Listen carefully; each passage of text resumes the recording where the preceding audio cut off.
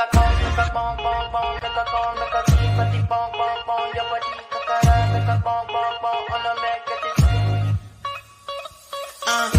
fait on m'a tête chocolat.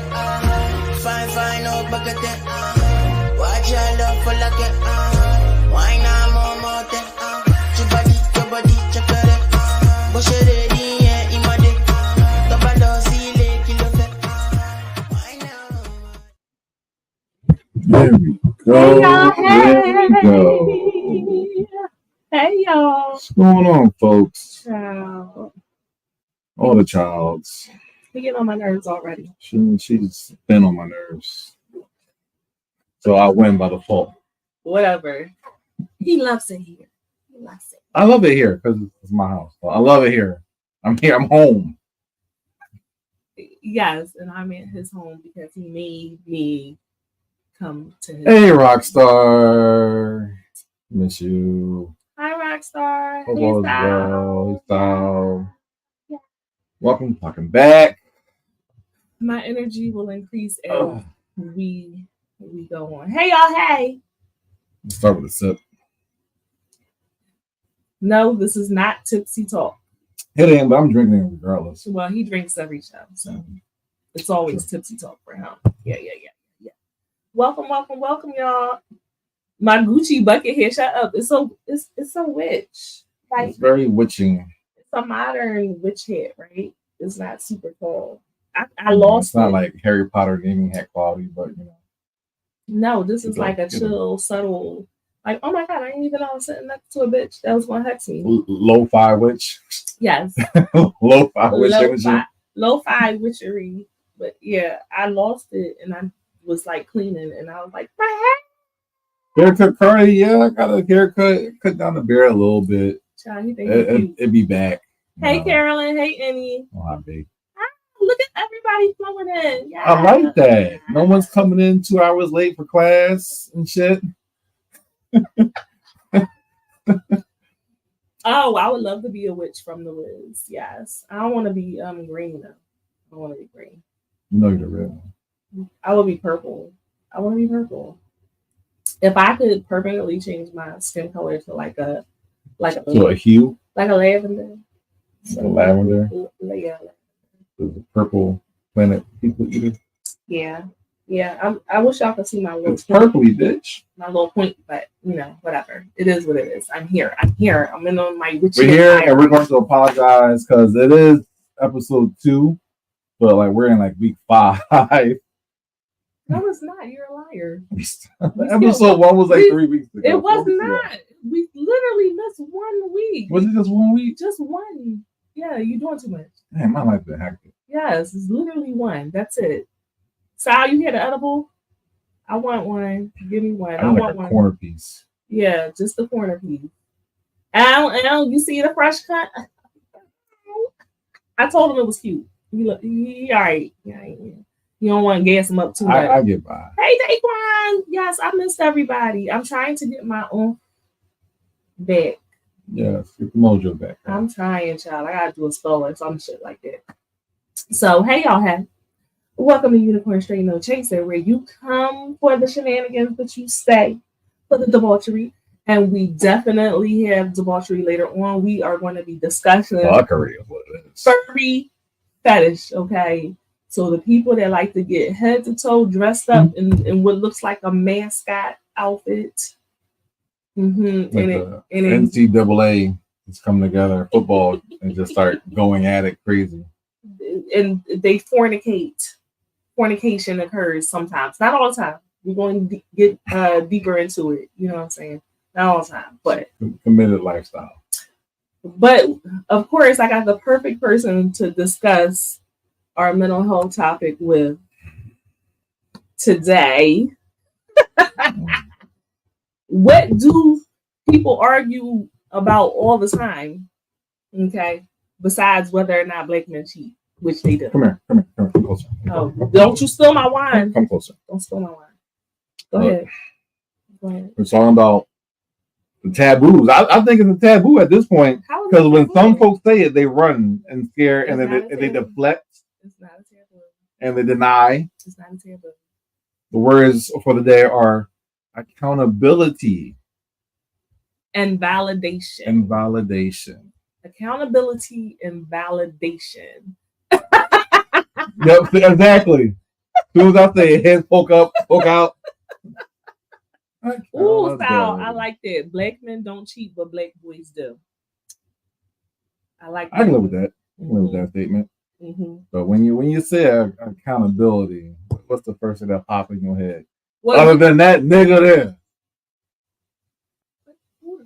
I don't know. I'm sure you have it in your head. Be like, accountability. Number one suspect. What nigga is we talking about? I don't know. You want to talk about accountability or validation first? Let's go with accountability. I like validation because that's the point of accepting, acknowledging, and so forth. But accountability, some folks can't lift it up. Some people can't. Right. I ain't saying no specific names. We could, but we ain't talking. David Cardius. Hey yo, light skinness. See, that's the bullshit. There we go. So Just the Best is not with us this week. She had a death in her family, so everybody send Just some love, some hugs, some positivity. Everyone is mourning, seems like recently. So definitely, it's the wave. She's still the best. Always the best. But she had in the meantime, this little mouse right here makes me do a lot of things. I don't even know how I'm supposed to take that. Ew. Why are you looking at you know how everybody's hands been on it? It was my mouse. But you got a house full of kids. No, it's my personal mouse. Oh, well then you know what's on that mouse. Yeah. You can see it from space with a black light. And he's licking his own. I ain't lick it. I pretend to lick it. Anyway. Read the fuck. Are you cussing in already? Yes. Yeah. Okay. So, accountability. Because y'all, I like to talk about stuff that y'all be fucking up. Okay. We've talked about gaslighting before. We've talked about trauma bonding before. I like to discuss shit that, hey Daquan, that y'all be fucking up. Okay, y'all think y'all know, but y'all don't know. Y'all think y'all know, but y'all don't know. Okay. Accountability is taking responsibility for your actions or holding another human being responsible for their actions. It is about the action, not about the individual. When we hold ourselves accountable, we often ask, why did this happen? What was the thought process behind this? Did you learn anything from this? And if so, what? So the obligation or willingness to accept responsibility for one's actions. Ooh, so the last part. For one's actions. Before that. Accept responsibility for one's actions. Accept responsibility. To the heart. Because y'all women. Here we go. Y'all love to say, "Oh, okay, it's fine, it's okay." It's on me. Here we go. And not mean a fucking lick of it, and you just say that. Here shit. We go. We want to get to that. We are definitely going to get into whether or not there is scientific evidence that women accept less responsibility than men. And I think that all the women already know the answer to that. Thank you, Darius. No. Thank you. Anyway. So accountability involves empathy, responsibility, humility, and growth. Okay. It's not comfortable, especially when done on a public platform or within a community. So I'm sure a lot of y'all see on these social media apps that we all in groups on pages and chats where we see people that do not take accountability all the fucking time. Yeah. Men. And women. And men. And the women. They out there too. I'm just saying. But they kind of backsliding. I never really see I never really see women saying like, oh my God, men never take accountability. But I always see men saying women don't take accountability for anything. Yeah. No. Yeah. No, I'm thinking about it. No, that's not true. Yeah. It is true. I think your algorithm fucked up. Anyway, Male bashing algorithm. Wait. I am not a male basher. I don't bash. I say the algorithm. Okay, but I don't bash men. You just be liking it, and then I don't bash men. That's all I'm saying. All right. So calling somebody out who's done something objectively wrong is a way to hold them to higher standards in the hope that they fix their mistakes. And grow in the future can be messy, and it can be taken as a personal attack. Okay. Mm-hmm. It can also be vulnerable for an individual who is asking for accountability. It's hard to hold others and yourself responsible, and so that takes a lot of work. And a lot of people don't want to do the fucking work. Mm. Hey, Jazz, sexually speaking in the comments. That's right. So anyway, it's a fundamental aspect of human behavior. If you don't know, you can't grow. So it influences our actions, our decisions, our relationships. Is vital in personal and professional development. All right. Taking personal responsibility is crucial, and it means acknowledging that we have control over our actions and our choices. Okay. Yes. That's to clear it up for anybody who does not really know what accountability means, because y'all love to throw out words and don't really know the definition of it. Okay. Is also a good part of mental health and well-being. Okay. So you got to take ownership over the things that you say and over the things that you do. If you ever find yourself in a messy situation, it's a series of decisions that led you to that place. Well, journey. So how do you think that you hold yourself accountable for stuff? No, seriously. On different platforms, yeah. So like, work accountability, making sure shit get done on time, doing right by, your friends, and, you also have family accountability, taking care of that shit. So what about in your relationships, which is the hardest part? That is the hardest part, because, sometimes you can take accountability, and then sometimes you win some, you lose some too. So, but that's all within the levels of grace, I should say, on a relationship part. So if I asked your partner how good you were at taking accountability for your actions, what do you think that she would say? She would say that I would, but to a point where it should have been better. But I think that's what like everyone, all women would say. Because no man is perfect, but but the idea of what you have in your mind or what you want reciprocated back to you usually never meets the standard that someone has for you. No, I'm not going to say all men, because not all men. I'm going to say majority. You know what? One man I'm going to tell you that is really good at taking accountability for his actions. He's in the comments. Darius is very, very good at being accountable for shit. I've had to call him out on some stuff before, and he is really good at taking accountability for his actions. So I do too. Like especially if I know I fucked up. At first, I can fight you back until you have to explain. If I'm not seeing it from your point of view, and like you bring me around, and if I see where I fucked up, I have no problem to say, I fucked up. But are you one of them people that feel like they say sorry one time and that's enough, and like you should just get over it? Because I feel like sometimes you do that shit. That's if I don't agree with you all the way. Now, I don't have to agree with you to not know how you feel about it. And that's the part where I can be, I'm sorry. I can be true. I'm sorry. And I apologize that it makes you feel that way. It does not affect me the same way. But to be polite and nice, I will definitely issue an apology. In the back of my head, I hope this bitch accepts this apology, because I ain't got a shit to give about it. So that sounds about right. Yeah, that sounds about right. That sounds about that you secretly, The bitch part definitely. The bitch part definitely. Yeah. Jazz says she's working on it. As long as you're working on it, that's nobody can ask for anything else. Sal said, what do you do if you're in a relationship and you take accountability, but the person doesn't even acknowledge it or doesn't want to acknowledge it? I should say.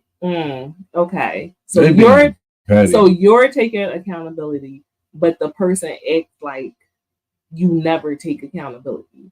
I think that it will require a deeper conversation, because why do they feel as if you're not taking accountability? What is it that they want you to say that you're not saying? Or do. Yeah, or because do. they will sometimes drag you through the mud just to see how you look when you come out of it.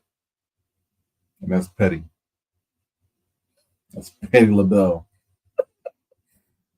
Hello, Curtis. Welcome.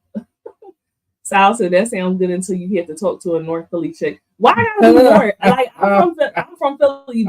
But I don't know what the North. I don't know what the North has to do with it because I'm not from North Philly. But I understand it though. What do the Philly got to do with it? Is what I'm saying. More like, what's up with them Brooklyn girls? Anyway, you have direct control over what you do, say, and feel, right?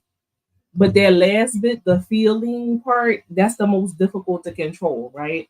It takes a lot of time and effort to not let our emotions control us. So emotional regulation is really, really difficult. Right. Especially if you hide it. Ill-tempered. Not ill-tempered. Mm-hmm. Not ill-tempered. Anyway. That's when the bitch came out. That's ill-tempered right there. Mm-hmm. Now, whether you do that consciously or subconsciously often depends on the situation and even the person. We might find it more challenging to manage those emotional responses when it's someone we're close with, like a partner, a parent, or a child, but still nobody can make you feel something without your permission, and your reaction is entirely your choice, okay? Now, room clean, right? Now, all right. I feel like sometimes it's harder to control your emotions with the people that you're closest with. Some people might feel the opposite. I feel if you don't matter to me, like if you really, really don't matter to me, won't hurt as much. It doesn't bother me. But if I really care about you, if I love you, those are the people that's going to garner the largest, hugest, most emotional response from me. Like a roller coaster. Because the moment that I got dead lights and dead eyes, I don't give a fuck. I don't give a fuck. You might as well move on with your life. And that's the power of Sagittarius, because we can feel the same way, and we can just, we're done. We can just cut that shit the fuck off. No matter like how close the ties is.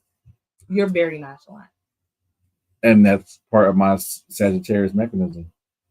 It's not always a good thing. Not always, but it gets me out of a jam when I need to. Emotionally. Sal said Brooklyn girls have nothing on North Philly girls. Exactly. I don't know whether to say thank you or no. Leave them PK girls where they at. Yeah. Jaya says, but I feel that people admit you did wrong and doing things at surface level to hold on, but acts as a victim. Because some folks like the power of being the victim, and they feel that they can use that and be manipulative to their advantage sometimes. I've seen it happen, and that shit ain't cool though. So using the victim card to get out of being accountable. Right. So what does that look like to you? It's really deflecting. So, okay, you called me on my shit, but I had this and this going on. So it makes it okay for me to do that because I had A, B, and C going on. Oh, so basically, I did something wrong, but because I have so many. Right. I was under so much stress or whatever the fucking excuse may be. Okay, so can two things be true? They can. Two things be true. I did something wrong, and I am wrong for it. But what led? But no. Listen. Right. But what led to my action? Because I don't know the action. This is hypothetical. What led to my action is the fact that my mom is sick and my job is stressing me out. Like, can two things be true? So that would be the hit side of the coin, and then you get hit with the fucking Uno reverse card, and then it'd be your fault. I get what you're saying. That's the other side of the coin. I get what you're saying. I get exactly what you're saying. I only feel this way because you did that. Oh, whoa. Yeah. All right. Okay. So let's get to that. somebody comes to you upset about something that you did, but they do not acknowledge the fact that either they did the same fucking shit, okay, or their action was the catalyst for your reaction. Then they call that nuclear fission.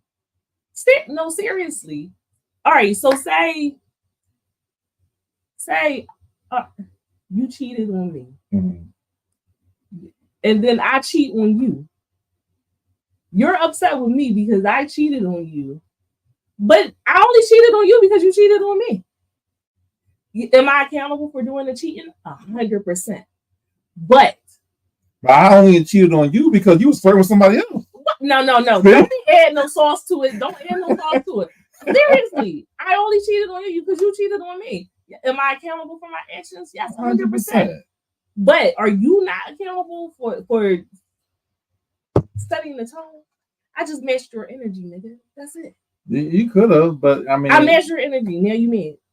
Yeah, but yeah, you're my girl, but you never gave me any, so now I want to give it somewhere else. Now you're literally just adding sauce to it. No, but maybe I was perfect. That's the thing, but that's the maybe game, though. I was perfect and I didn't. Maybe I was perfect and I did nothing wrong. You just a hoe. I mean, that could be a situation too. Yeah, okay. But you see how the carousel goes around and around. I know. Because no one takes accountability. Anyway, and he said it's like hot potato. And he said it's like using a trap card. Dan said you're always responsible for your own response. That's true. No matter the catalyst. Carolyn said he was flirting with me. There's a difference. Dan said he's only accountable for his actions, not causing yours. Hey, Monty. Hey, Monty.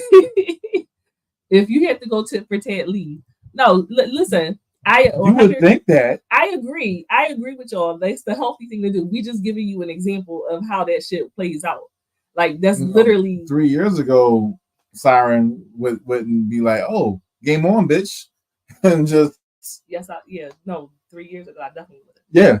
3 years ago was like, "Bitch, you cheated on me." Musical chairs, baby. I get this leg up because I'm about to go get my lick the fuck back, but. Not now.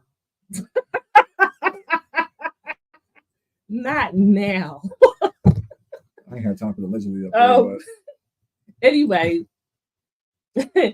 it says cheating back makes you just as much a piece of shit, if not more, and a hypocrite. You're absolutely correct. Yeah. You're correct, Curtis. We were just showing you an example of how that shit really plays out in real life. Some folks can't be the bigger person to just do that as well. So Dan said, "Let me find out Gina's flexible." Oh, you didn't know that already? I always got my leg up on this damn show. Where you been at? Definitely. So it said this could be one of the more challenging aspects to fully wrap your head around. So we gave you the example because now we locked in who is wrong, who was the wronger, who was wronger, me or fucking him. You cheated, I cheated back. He pointing at me, I'm pointing at him, and nothing gets solved. Everyone is fucking angry. We're hardwired to think highly of ourselves. So being confronted with the reality that the things you have done, have said, and have felt are directly responsible for shaping your world is like it's a fucking slap in the face. Okay, yeah, somebody did you dirty, and you did some dirt too, right? But you're only responsible for your reaction. That's 100% what it is, point blank and period. So what would be the better way of responding? So one of the reasons why we can have a tough time with accountability is because we tend to differentiate between our intentions and our behaviors. How many times have you found yourself thinking or saying to someone else, "I didn't mean anything by it," and so that makes you so angry when you hear that from someone that they didn't mean to hurt you, right? Doesn't fucking matter whether you meant to hurt me. You did it. You fucking did it, okay? I'm guilty of that, though. I can say that. Oh, you did? I can think of that. Okay. So because sometimes I'm a man, I don't think sometimes. snowball effect. You do one thing and it snowballs into something else. Then shit, you feel all about it and you're like, damn, I didn't know it was going to affect you in that manner. Yeah. You didn't think about my feelings. And so that's what pisses me off more, because you got so mad that you forgot about my fucking feelings. Sal said, I don't think wronger is a word, but go up. Yeah, I was going to say that too. Wronger. I'll let it go. No, wronger is a word. Just like finna is a word, okay? Who is wrong? I don't know, but I ain't counting that shit on the Scrabble board. That's the issue. Nobody is more wrong. Every sin is equal. Debatable. I feel like that's debatable. That's even in the world of religion, right? Well, every sin is equal. Well, in the Catholic Church, at least. If I steal a piece of candy out the store, is it the same thing as if I kill your daddy? Technically, yes. No, it's not. But the Catholic Church sees it as the same. No, this is not the case. Sin is a sin. No there is a witch head on my head. I'm just letting you know what the Pope said. I don't give a fuck. I don't give a fuck what the Pope was like. The Pope said you can't use birth control. You can't. You agree with that too? That's the Pope, though. Oh yeah. Jazz said I like being the good one. So if I get cheated on, or whatever, really? We're done. But I'm getting there, dad and mom and people on my side. I'm perfect. You play the long game. Mm-hmm. Oh my God, not bad. You play the long game. Admirable. Dad said intentions only matter when we talk about the level of consequence, not the damage that you've done. Yeah. Also the baby. Yeah. So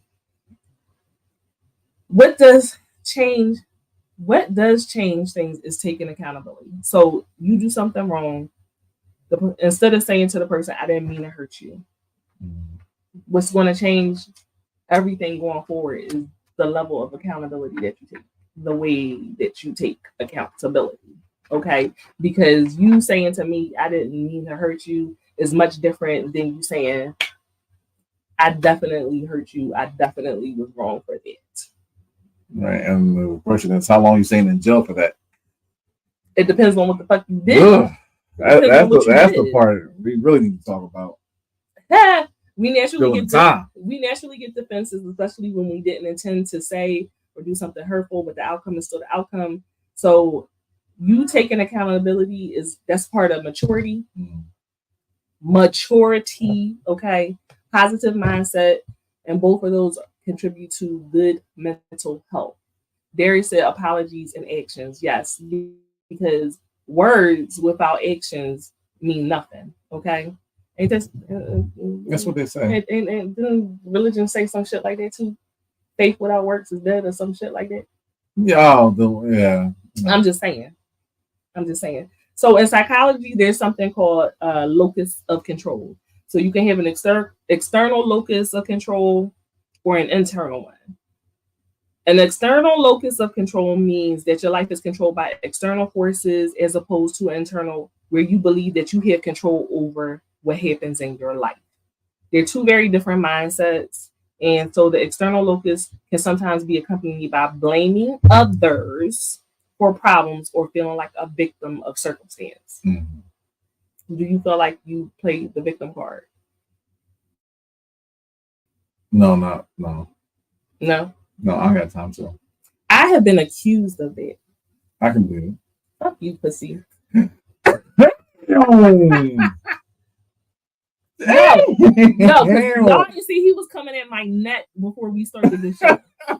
He was coming at my neck before we started the show. Fighting words. Hold up. Square up. What? Square up. He was coming at my neck. Arguing with me. Definitely do not. I'll just remind people of shit. I just need you to take accountability, man. Huh? Okay, what I need to take accountability for? What I gotta take accountability for? Don't worry about it. It's about it.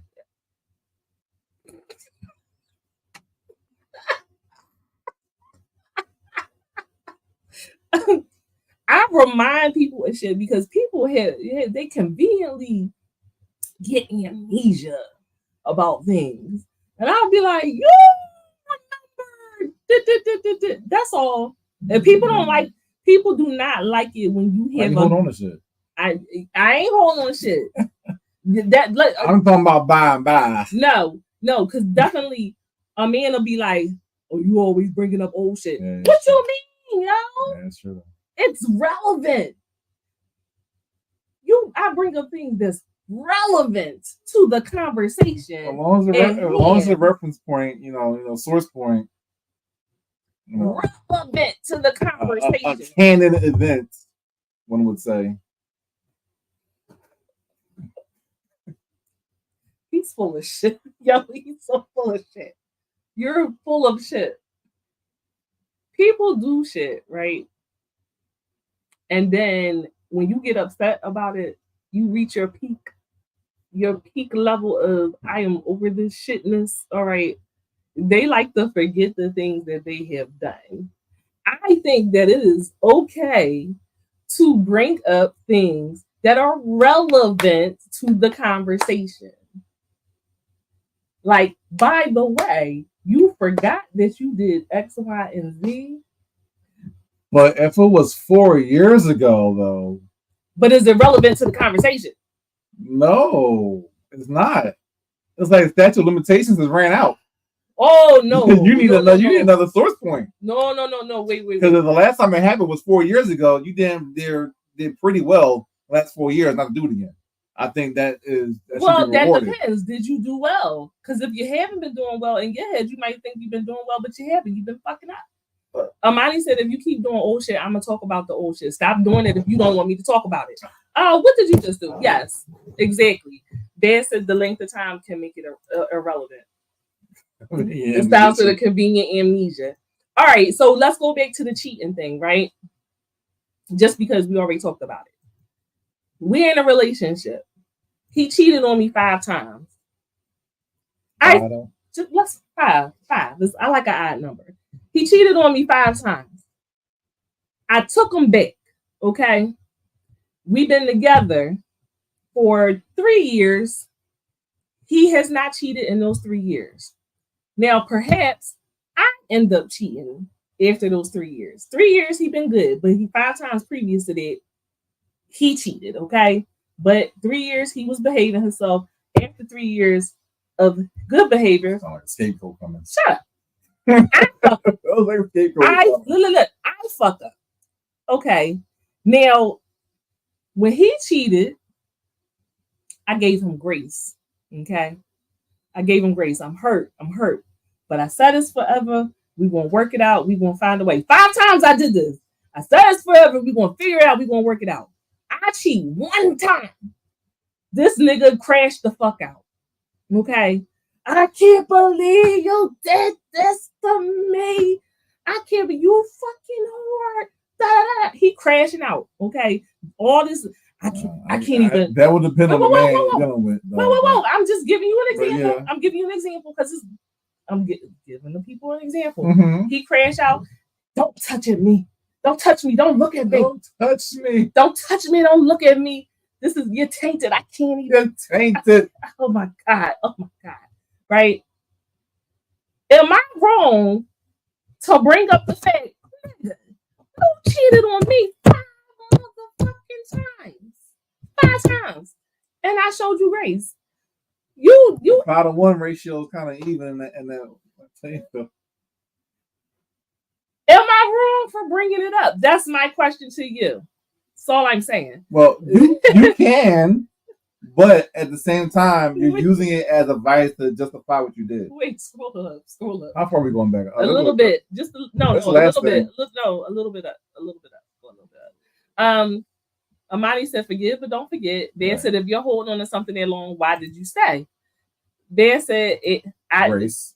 Wait. It's not holding on to it, Daz. I'm just reminding you why you doing all this extra. I didn't do that to you, and you did it 5 times. Dan said, you're dumb for staying.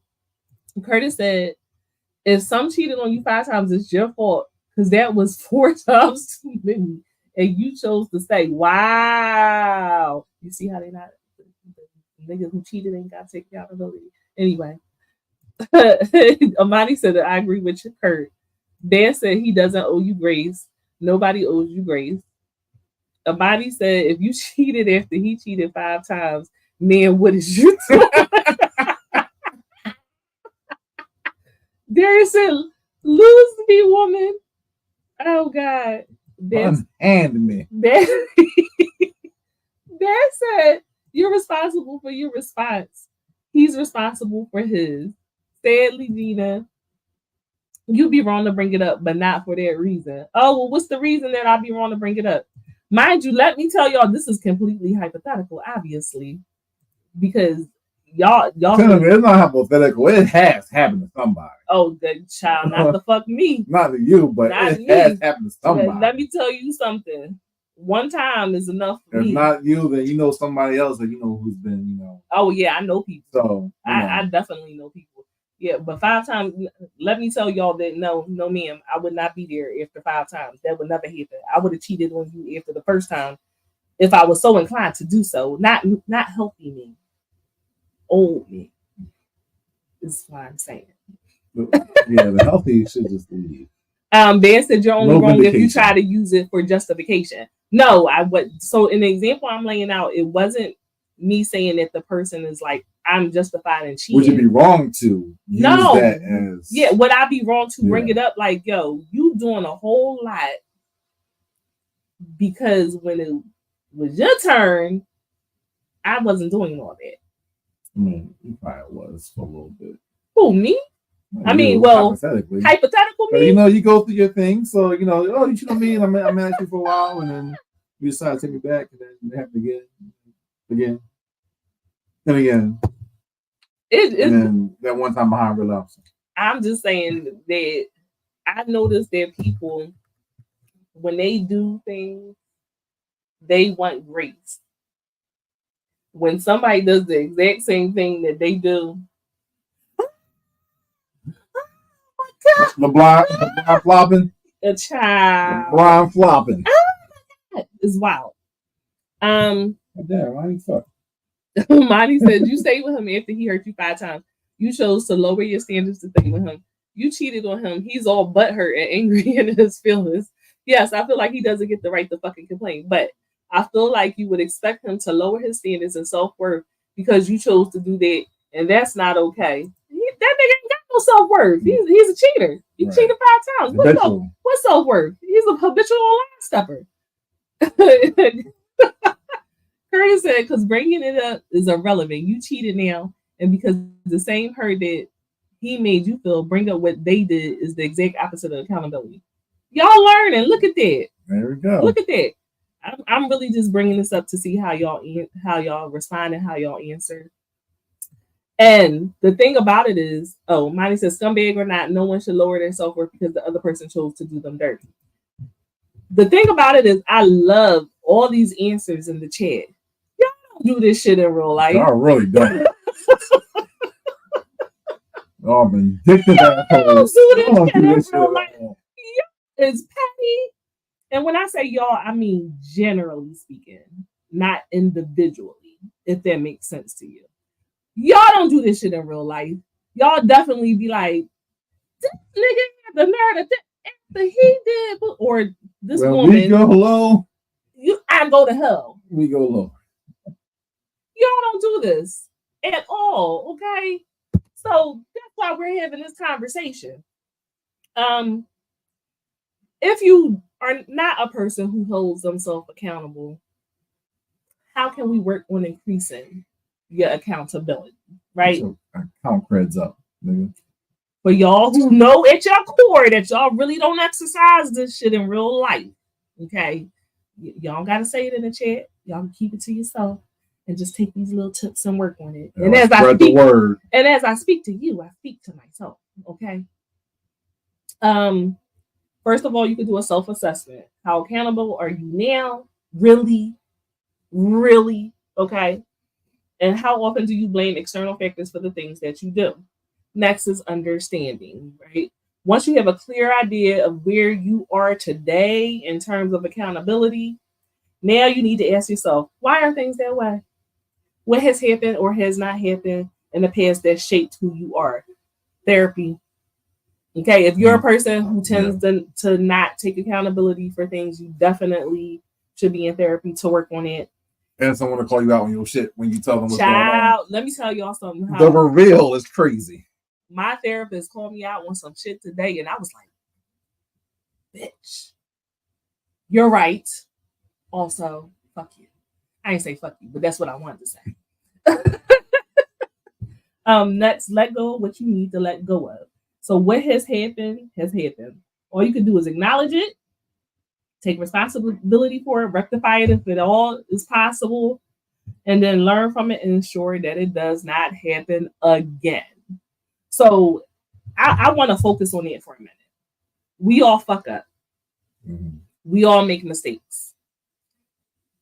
If you have somebody that you did something to, it could be a family member, a friend, whatever the case may be, and you apologize to that person, and that person does give you grace. Because no, I think Dad said it earlier, no one owes you grace. They absolutely do not. Never. But if you find somebody that is willing to extend grace to you, okay, you apologize, but you keep doing the same shit over and over again.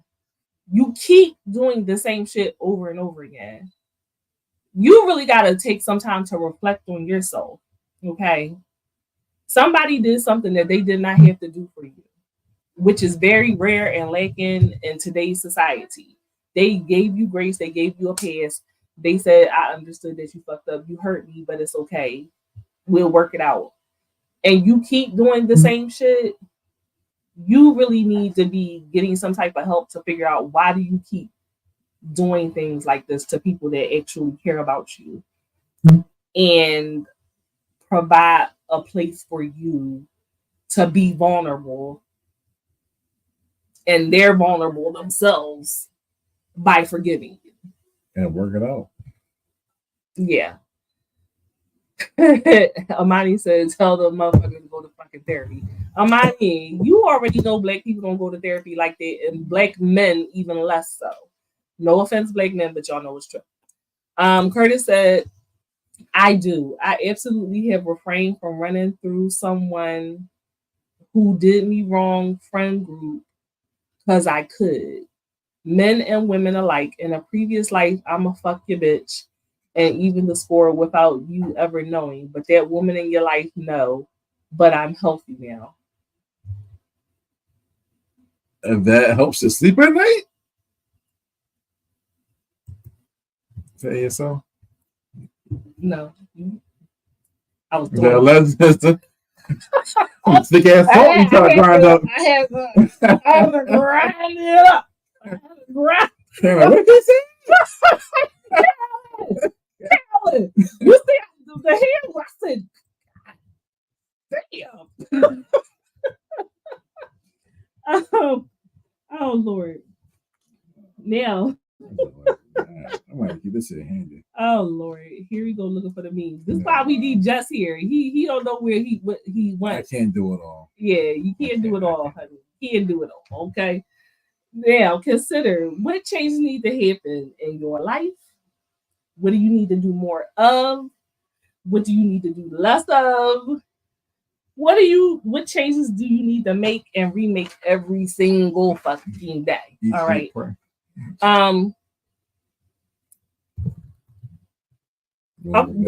No, I'm looking at his comment. Just put it up there.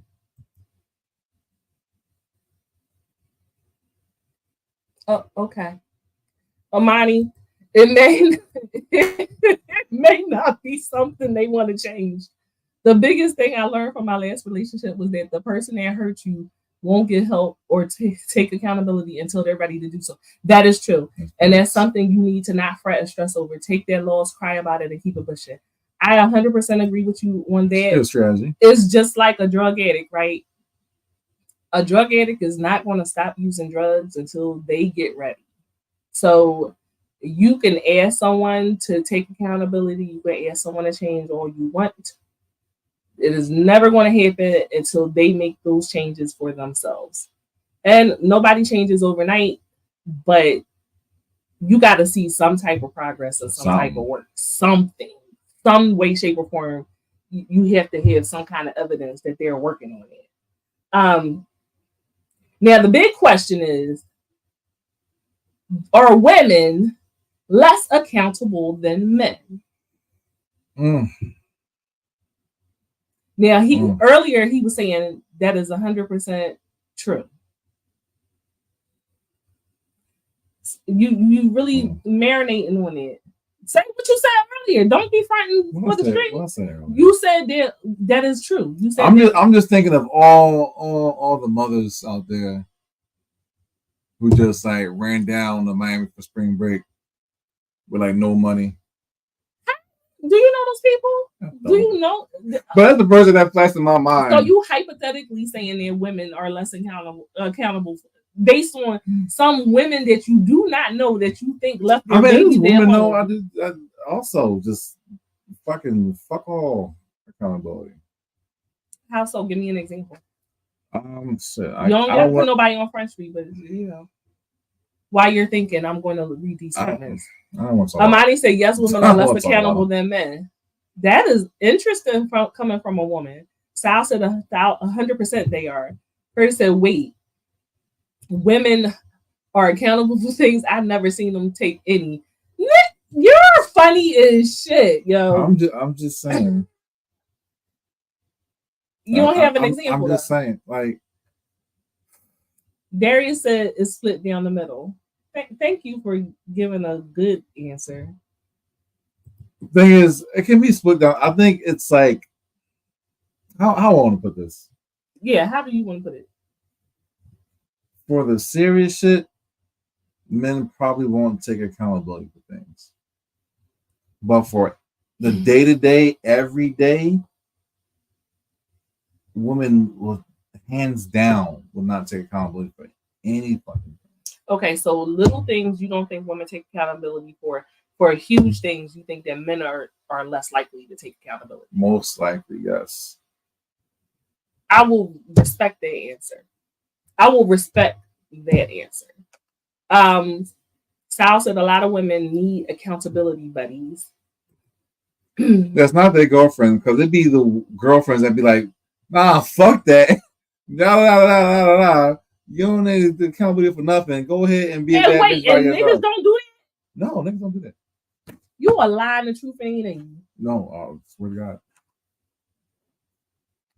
I know for a fact that's not true. Not all men. Not all men. There's a whole lot of men that don't. Good men and there's a whole group of men. There's a whole lot of men that do not take. They don't hold their friends accountable for shit. You got some raggedy friends right now that I know that you don't hold them accountable. That's not make it personal. I'm just saying. No, you're saying personal stuff. I'm just saying. But I also know that there's also a brotherhood that, you know, we can say, hey, yeah, nigga, that's some fucked up shit. But, you know, that's not the end of the world. You can get right. Like, hey, nigga, you need to take care of your child. Anyway. Like Rose and so shit like that. And so what happens is when they don't change. Like you. So you say to your homie, you're fucked up. All right, just use the not taking care of their kids example. Yeah, you do that. All right. I've seen it. Because you're not taking care of your kid. I personally do not want to be friends with any woman or man who does not take care of their child. That's just not. I can't be hanging out with you, going out and shit, and I know you a deadbeat. Can't do that. You tell your homie, you do the right thing, and you approach your homie and you tell him, yo, you a fucking deadbeat. That's corny. I don't like that shit. Mm-hmm. 2 years go by. He still ain't taking care of his kids. You still gonna be cool with him? Not like that. Not like that. Not like that. What does that mean? Men know what it means. I don't know if I can articulate. You can articulate. To level like, okay, it's not like I'm cutting a nigga off, or if I see you, I'm walking the other way. It's like, hey, what's up? What's going on? I'm like, I'm not breaking bread with you. I ain't doing the brotherly things that we do. Like, so you'll speak to him, but that's the I'll acknowledge the person because no one deserves to be acknowledged. But okay, no, I can. But I don't really see y'all practice that. Well, you're not around because that's really not a space for a woman to see that. Like that things happen behind closed doors and shit. I would like to acknowledge. Go back up some more. Okay, no, you good. They said I don't believe so because part of accountability is avoiding the issue in the first place. Curtis said the answer that aligns with you are you good answers that not bias at all, but I won't ask you to be accountable for that. I don't know. Am I reading it? Can you make that make sense to me? Oh, the answer that aligns with you are you good. I don't know. I don't know. I'm sorry. You got to clarify that first. Me personally, I've known people on both sides who run from accountability. We know some of the same people that run from accountability, and it is a woman. So I will give you that. Amani said, from personal experience with narcissistic family members or friends, it is something I believe because that's all I've been surrounded by, which is why I try so hard to be accountable and honest. Men can be pieces of shit and they piss me the fuck off, but I am harder on women because of who raised me to be like them.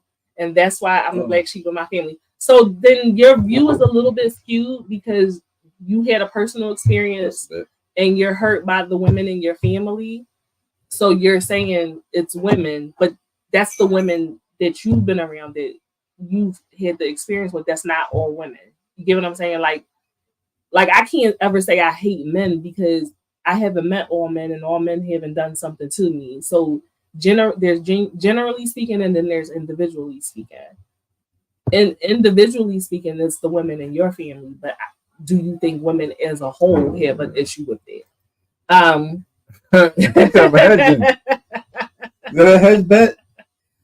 Modesty Gina is right. There are men that hang out with terrible men that are not accountable. Same with women.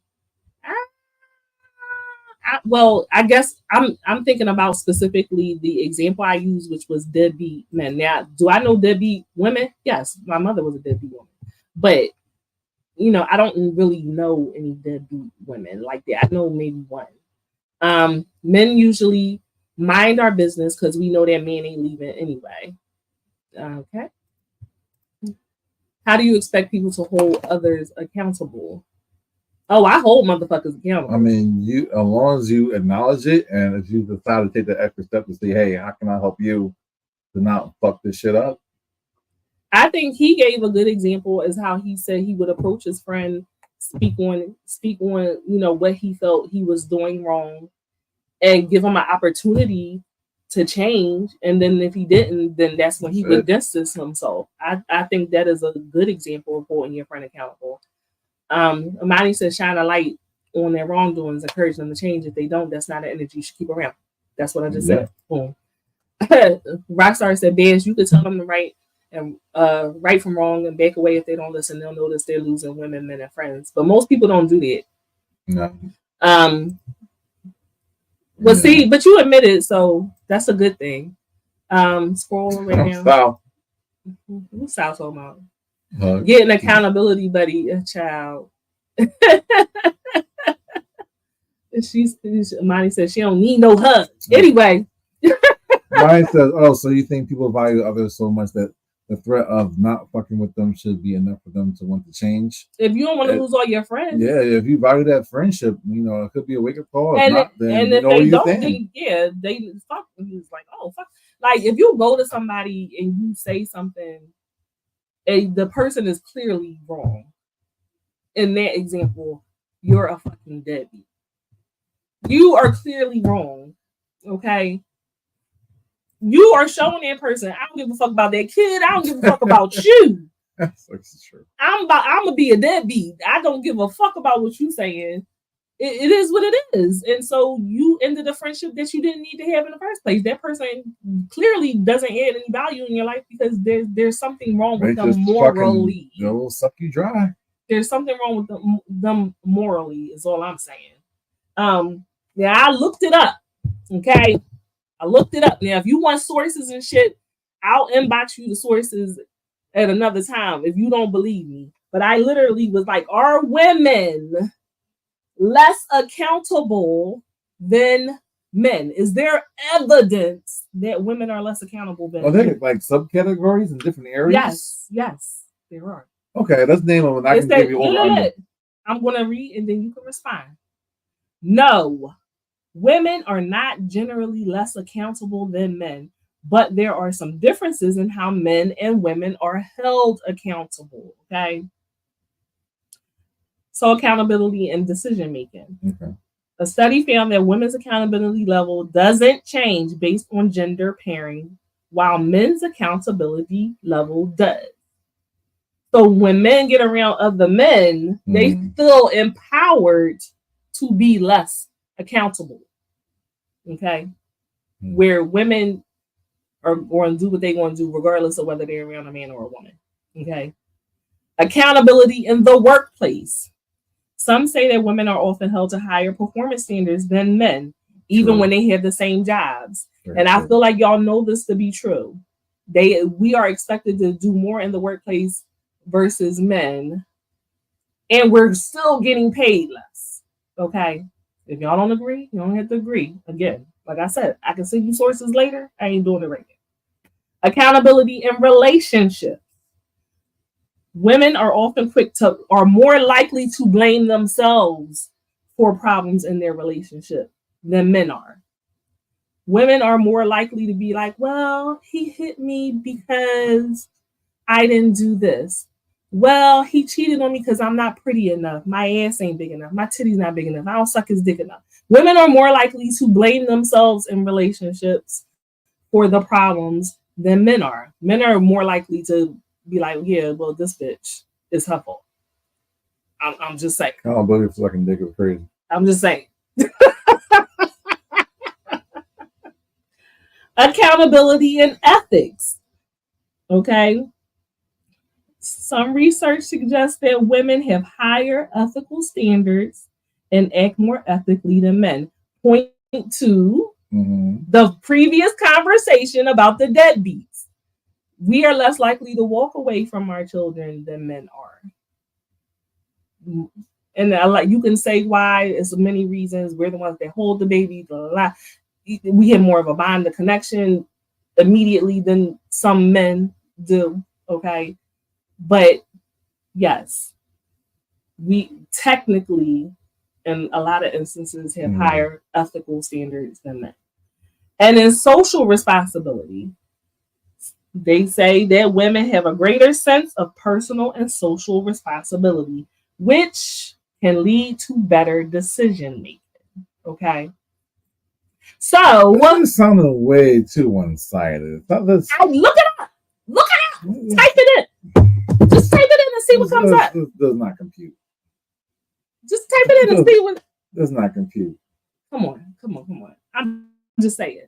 It's not true. It's not true. That is some shit that some man made up on social media and some other man ran with. That's right. They don't take accountability for anything. So, in my opinion, truthfully though, it's a person by person basis. It has nothing to do with your sex and everything to do with the person that you are and where you are in your life. That's it. Quite honestly. No, I mean that's what I think.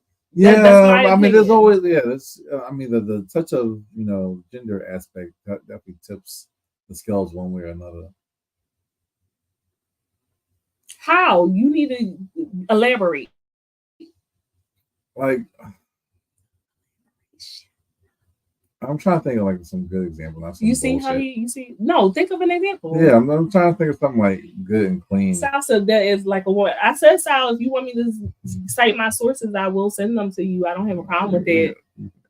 No, they going back and forth, and I ain't going back and forth. Yeah, that's what Curtis say though. I don't know if he was responding to other people. Most people are naturally non-confrontational. That's why people can go unchecked for a while until they run into someone who holds them accountable. And as a person who is confrontational, and I am confrontational, it causes a lot of problems because I do not have a problem when I have an issue with someone, when I've been hurt, when I think something is wrong. I don't have a problem saying it. I never have. And that does cause issues for me with people. Prime example just popped in my head. Me and my brother, after my mom passed away, me and my brother were having a really deep discussion about our childhood. And I just was like, I always felt like y'all did not see the abuse that I was going through with her and how she responded to me versus how she responded to y'all. And he verbatim said to me, your problem was that you always tried to hold her accountable. He said, I never did that.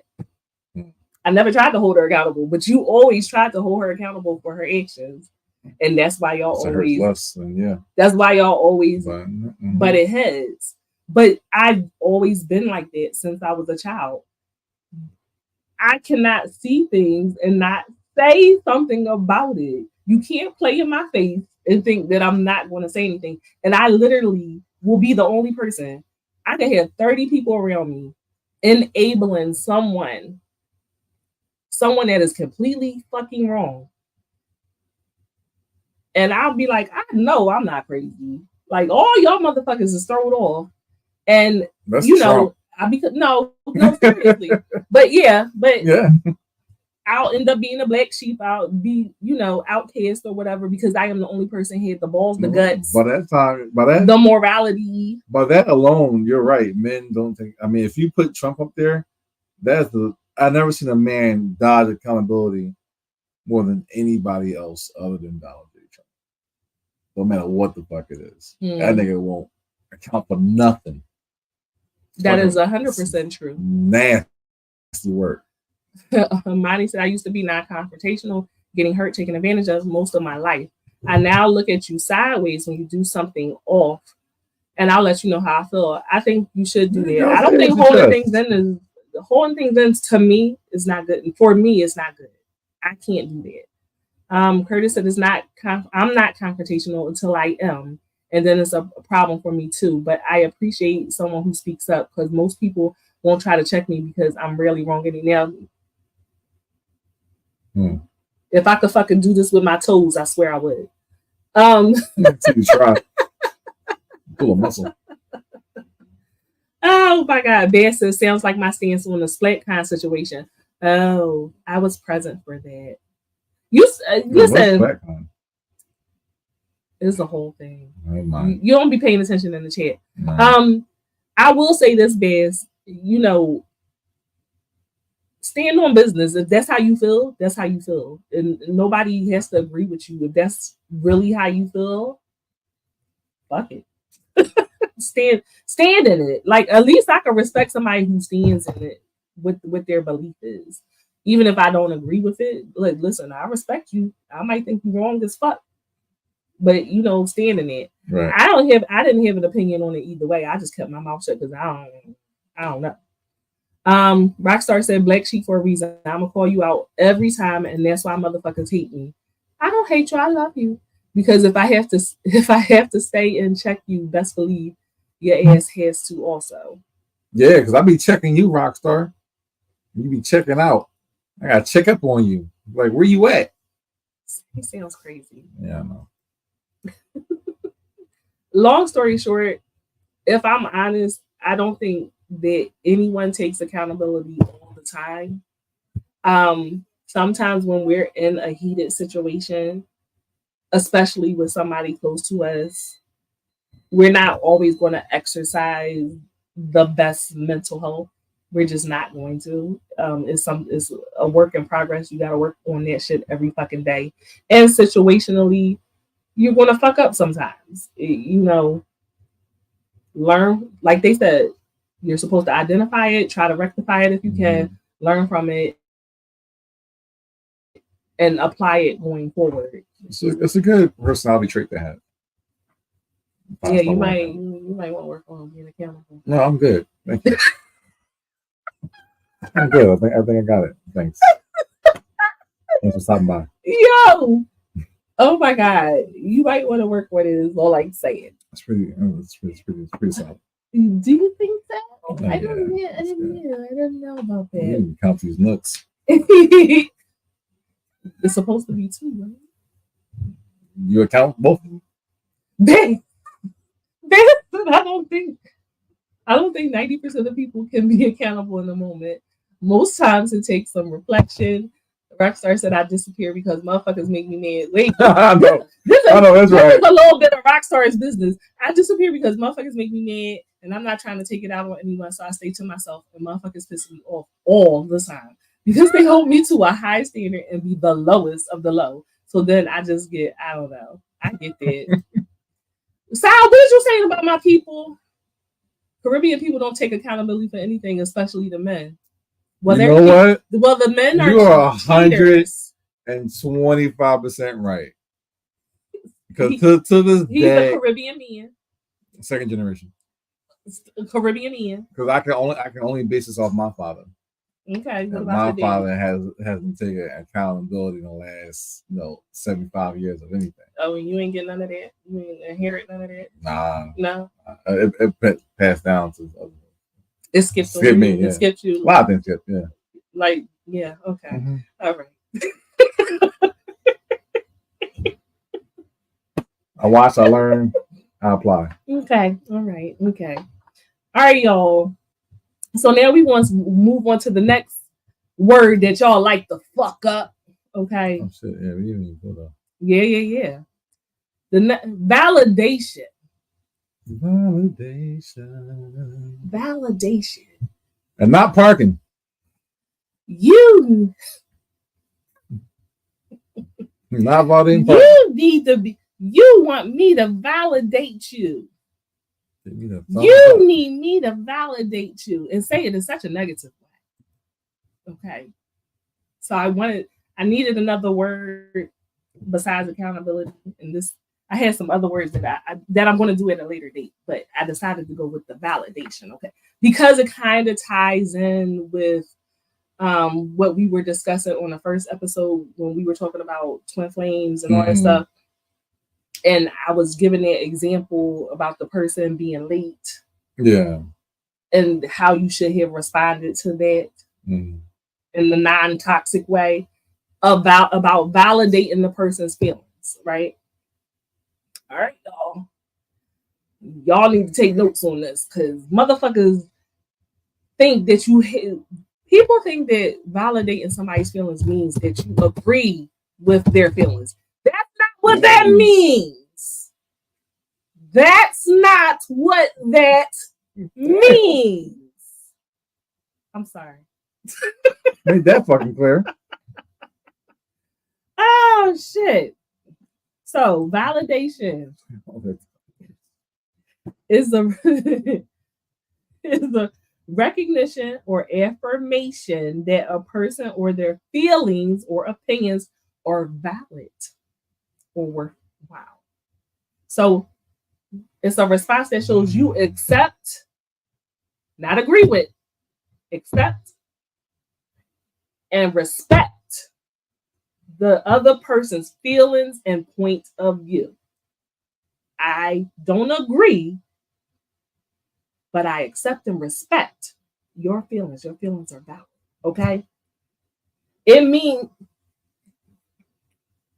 that's the only way it comes across to me. Rockstar, you know why we have to teach this to people. You know why. This is I struggle with this. This is I take accountability, motherfucker. No, I'm just saying. She just said why we got to go through this because there's a lot of people who fucking struggle with this, and they struggle in their interpersonal relationships. They struggle with this. Friendships, family, they struggle with this. Okay.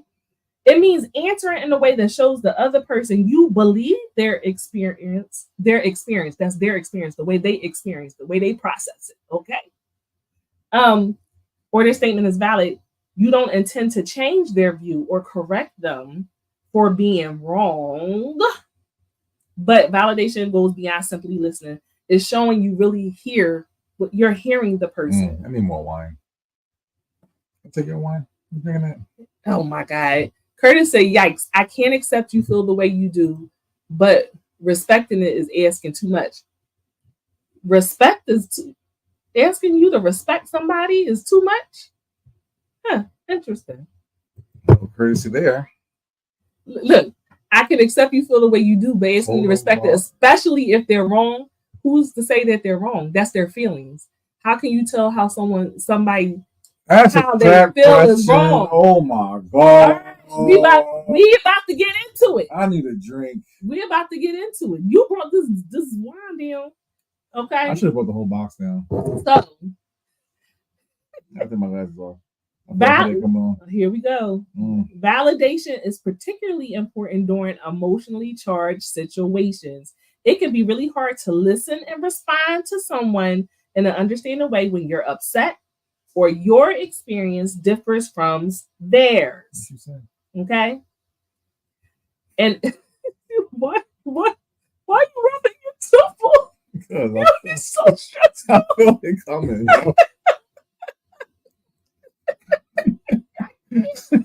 What? And empathic, y'all know what empathy is, right?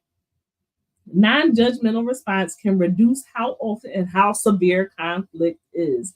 When it surfaces, it can improve your relationships, friendships, families, work relationships. Okay? Make people feel more supported, less stressed. Okay? On the other hand, responses that are dismissive, defensive, or rejecting tend to escalate arguments and lead to misunderstandings. And they can make you or the other person feel unimportant, angry, or ignored. Okay? Now, listen, I'll be doing a lot of research for y'all people. Okay? And as I talk to y'all, I talk to myself. All right? Sure. Okay. Hey, Asia. Welcome, Asia. Curtis said feelings are not facts. No, feelings aren't facts, but a person is entitled to their feelings. You can't tell someone they're not entitled to their feelings. That's very true. But in the same breath, if you're trying to push your feelings as a fact through, you don't get validation for that. Who said that somebody is trying to push their feelings as a fact? Though? How some folks get like really worked up and like they're really passionate about something. Yeah. And like they want to push it on you, like, hey, this is what it is, but you fucking know that I accept how you feel, but you are completely fucking wrong. So, like Hitler, you can feel passionate about your so-called master race, but killing fucking millions of people is wrong. So that is not a good example. I mean, I think it is not a good example at all. Really clearly, that man had mental health issues. Well, so did all the people that followed him, which was like, that is not a good example. Hitler's not a good example. We're moving on. You come up with a better example is what I'm saying to you. Rockstar said, Lord.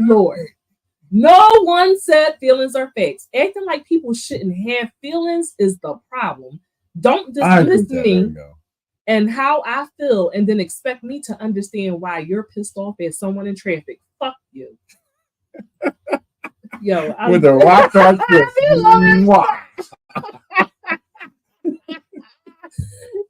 said most people try to present their feelings as fact. That's why I wouldn't give respect for an innocent feeling, but you can have it. No, that was not a good example. It was a great example. It definitely was. Someone who's passionate about their feelings force it through as fact, while other people start to believe in it. A nigga that want to just be killing people because they're fucking Jewish. That is not that. No, they're mentally ill. They're mentally ill. We're not talking about mentally ill people. We're not talking about that. We're literally talking about people who are sane right now. Can we talk about the same people? Give me an example with sanity involved. Anyone off of the Real Housewives, I guess, because they are so passionate on one side of how they feel. They're trying to get a check. I watch Real Housewives all the time. Them motherfuckers is trying to get a check. They said, this is my storyline, and so arguing with you is going to get me on next season. So, again, real life examples. All right, real life example of, okay. About it. Anyway, so while you do that, we going to go on. So, what validation sounds like? Because examples that deal with sanity, all right? You can show people you hear them and accept their feelings, ideas, actions, and goals in many ways. For example, okay, you show up late for a dinner meeting. Okay. Even if you believe you're late for a good reason, you can state the facts of the situation. I know I arrived 10 minutes late for dinner, or recognize the other person's feelings. I get that you're frustrated with me for arriving later than you expected. It's true, you might need to put aside your defensive feelings temporarily and focus on the other person's feelings to give a validating response. But when both parties are able to validate each other's perspective and find common ground, then both sides will feel heard, they'll feel seen, and it's easier to move on. Okay? It is it's I'm really trying to no, it's think of an literally example, but I really can't pull one so out. it's literally exercising emotional maturity. Like say so go back to the example. The person came to the dinner late. Okay, right. Now maybe there was like maybe it was a business dinner. I get there late. That's a bad impression on our investor who was here for dinner. Right. You're upset with me because I was late and that affected our investor's opinion of us. Okay. Now I could have been late for a good reason. It was a car accident and you know, but the investor don't give a fuck about the car accident. So of course. you just mindful, you're just thinking about the fake. We lost this investment, we lost this money, this and other thing. We can both validate each other's feelings. We can exercise emotional maturity where I come in, I'm apologetic, I'm sorry, I know that this happened, I know how this affected us. Right. And you listening to me, validating your feelings can hopefully make you able to say, I understand that it really wasn't your fault and it was beyond your control. Right. I'm upset, but I do acknowledge the fact that it was not your fault and there was nothing you could do about it. Do you understand what I'm saying? Sometimes it's really as simple as that. Well, yeah, okay. Let's throw a monkey wrench in it and not make it simple. Oh Lord! Wait. Let me check it.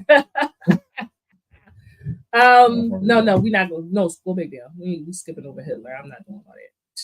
Hey, validate my fucking feelings. Party, I will validate your feelings. Your example was awesome, and I'm sorry some are not accountable for a minute. It made sense. I try to make it make sense. I try to make it make sense. But really, what I gave you, you know, an example off the top of my head. But really, in that situation, you can understand why both people would be mad and be upset, and it could go all the way to the left. I could be rah with you, like fuck you. Okay, let's see if we can make a situation where we can put validation and then also, you know, the other thing together and accountability to like a good resolution. So okay. I just said this. Okay. Well, we're doing monkey wrenching it. Yeah, throw monkey. All right. So let's say, hey, we'll meet you for lunch, right? Mm-hmm. Right. Okay. 12:00. Mm-hmm. So, one, I don't text you. I'm on my way. So you're late. You're right. You know I'm late. Yeah, okay. So it's 12:05. I don't text you that I'm already on my way. Okay. Right. Mm-hmm. So it's like 12:30. You're reaching out to me, but I'm not responding. Mm-hmm. At this point, of course, you're pissed off. You're already over the appetizer. You go like a drink. Yeah. You're ready to fucking go. Yes. Right. Yeah. And here come me, 12:45, walking in. Mm-hmm. Well, unfortunately, we're going to say that I'm completely fine. I'm not coming in with like a raccoon or a drag like a bushes. I'm Martin, so like okay, go ahead. Right. So I'm fine. I sit down like nothing happened. Not apologetic. Don't acknowledge that you're late. None of that shit. Oh no, I give you an apology, but it's like, you know, a light apology. Hey, I'm sorry I'm late. You know, how you doing? And it's like literally just brush it off. That's it. That's all you. That's all I'm giving you. Sorry, I'm late. What we eating? Right. Yeah, you already know that that's not going to work for me. So yeah, so you're not going to swallow that. Absolutely not. So, what validation are you going to be seeking in that moment right there? So I definitely am going to say to you, like that's it. Like where the fuck was you at? Where were you at? I was on the way here. And you couldn't answer my phone call. I texted you. I called you. You didn't answer my phone. You didn't answer the text. I wasn't free to, respond. But I'm here now. Why are you upset? Because you're 45 minutes late. You hear me sitting here waiting for you. You didn't text me and say you were running late. I texted you. I called you. And you talk about something, you couldn't answer the phone. I hear you. I understand what you're saying. But the powers that be, I got here when I got here. I mean, you can, harp on it, or we can move forward. Oh, that would be the wrong thing to do. That would be the wrong thing to do. Or we can enjoy. Let the conversation play out. That's you know what I would say? Pussy, you gotta be fucked up. Not the restaurant. That's what would happen. Just to pick it up and. That's what would happen. I'll get my Viola Davis on. Get your Viola Davis on. You see, I grabbed my bag and I fucking left. You got me fucked up. And I grab you, you come back. All right, I'm sorry over here. No, you would not grab me. No. No, the fuck you wouldn't. like Darius said, unhand me, nigga. Unhand me, nigga. No, like, who should do that to you? Absolutely not. No. What you should and say. Then, hold on. We're going to rewind it. Okay, I'm coming in 12:45. Look, Amani said I'm getting upset based off of Cardi's response. This is a good example because this shit is real life. All right. I'm coming back rewind it. We going to do it the healthy way? Yeah, come on in the healthy way. I'm so late. Yes. I'm so late. All right, I'm sitting there. I got my... I'm so sorry that I'm late. I got held up. I was dealing with the kids and getting everything together. I was really looking forward to seeing you, and I wish I could got here sooner. But I'm really upset. Why didn't you respond to my text? Thing is, I was driving. I really couldn't text. I was focused on getting here as soon as possible. But I am sorry, and I would like to make it up to you. Let me give you another bottle. Let's get a bottle of wine, and let's. All right. Okay. All right. Okay. He is very apologetic. He acknowledged my feelings. He offered me explanations. When I asked him for the explanation, he gave it to me freely. And I took accountability, saying, I know I was late. And I'm sorry. And it meant a lot for me to be here on time. And I couldn't. And he wanted to see me. And he put a little razzle dazzle and said, I'm going to get you a bottle. You want a bottle? Let's get you a bottle. A Birkin would be better, but okay. See, that's why you don't go too far. Going too far. But that was a much better outcome. Because I'm like, all right. I could be persuaded a little bit. And that's what we gotta do. We gotta persuade y'all.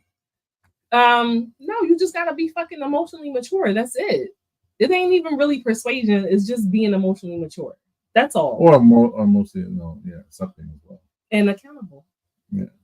Curtis said my ex-wife got into an argument with my mother, and she asked me to intercede. I had to verbally admonish my mom while defending my wife without knowing if she was right or wrong. My mother felt like I betrayed her. My ex-wife felt I didn't go hard enough on her. I used my own discernment to handle the situation. Both felt unvalidated. How should I have handled it? I've been there. Okay, so in order for me to really answer that, I don't have enough information. Like you said, they got into an argument. But I 100% don't know how they got into the argument. I don't know what the argument was about. It's okay. You don't need to. Okay. By law, men law, you have to side with your wife. Now, I said she wasn't your wife. She was your girlfriend. Then you would, by law, have to But what if your wife was wrong? And that's the thing. Like, you're going to have to pick a side and die on the cross. No, you're going to have to, because either way, someone is going to feel unheard or unwanted or felt like you pick me over them. No matter what you do, it's going to happen. There's no win-win on either side. I think it really does depend on what they were arguing about. It could be something really petty, or it could be something really serious where you do have to draw a hard line. So I can't just arbitrarily answer that without knowing more detail. Like, if it's some really detrimental shit, no, I can't just say I'm automatically just because of who this person is. And even if that was the case, then you would still have to side with the wife, but then you on the back end side, you have to say, hey, mom, you got to understand, I'm married. You know how it is, and I hear what you're saying. Because like, what if at the same time, I have to still ride for my wife. Like, what if they were arguing because your mom gave the baby some pork bacon and you don't want your baby to eat pork, and then the wife was like, bitch, I told you don't get my baby. You gonna side with the wife? You can't come on, mama. Bitch, that's what I'm saying. More information. But no, like, when you check your wife, like, hey, you can't be talking to my mother that way. But that's what I'm saying. So you can't but at the same time, like so I hear what you're saying. She was wrong for that. Right. But there's a way to address that in a proper manner. So that way you're still on her side because you're validating her feelings on what she shouldn't have done that. And at the same time, you have to turn your back. Hey, Mom, I'm sorry she called you a bitch and everything, but you can't be giving our children pork when we're not around. Can you stop doing that so she cannot cuss you out and then I got to deal with it? Like, can you please? So I actually was in a situation like this before at work, right? They're doing their recertification. It is the mom, her son, and his baby mom that she kept calling herself the wife, but she wasn't the wife. Right. They is arguing. They is having it the fuck out. The mom and the baby mom having it the fuck out, and the son is standing there like he don't know what to do at all. They would not stop arguing. I had to intervene. They went outside. They still was arguing. And it was crazy because the mom and the baby mom looked just alike. Really? Yes, they looked alike and they were acting alike. And he looked just like he didn't know what to do. He was like, you know what I'm saying? He didn't know whose side to take, who to check or anything. I went to their motherfucking door. I said, I can hear y'all arguing still in the fucking office. I said, you know what's funny? I said, y'all look exactly the fuck alike. You went and found a woman that looked just like your goddamn mother. And I was like, and they looking at me like, what? Y'all look just alike and y'all calling each other ugly. I said, that's crazy to me. Y'all look just alike and y'all calling each other ugly. This is madness, all right? I'm surprised they ain't fucking jump you. They didn't. No, they couldn't do nothing but stare at me. I said, look at him. I said, he beat down. I said, look at this poor man. Y'all beating this motherfucker all the way down because he can't choose between you and her. Y'all cut it the fuck out. If y'all both love him, y'all both need to get y'all shit together. Or be, all together. Huh? Or be all together. It was the mom. And why you gonna say all be together? How he say be together? That was I forgot. I first said baby mom and my girlfriend. No, I said baby mom and the mother. Oh, okay. And I told him, I said, y'all, he worn out, he beat down. You got him sitting here depressed. I said, look at him, he crying. I said, look at him. Crying. He is crying. And the kid over there like just saying chicken nuggets. I said, and y'all act just the fuck alike. Y'all doing the same fucking thing. So figure it the fuck out and get from in front of my office. Oh, it was funny. They apologized, but get y'all shit together. They apologized to each other. I was watching that shit like, yes, Curtis, he did. I didn't understand the situation.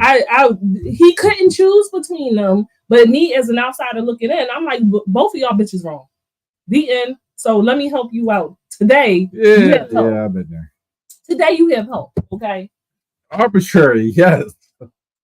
Arbitrary, that counts. I am educated. I talk like a Philly chick, but yeah.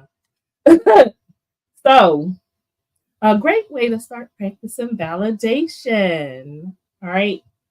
Reflect. Show that you're listening by repeating what you heard the other person say. That's reflective listening.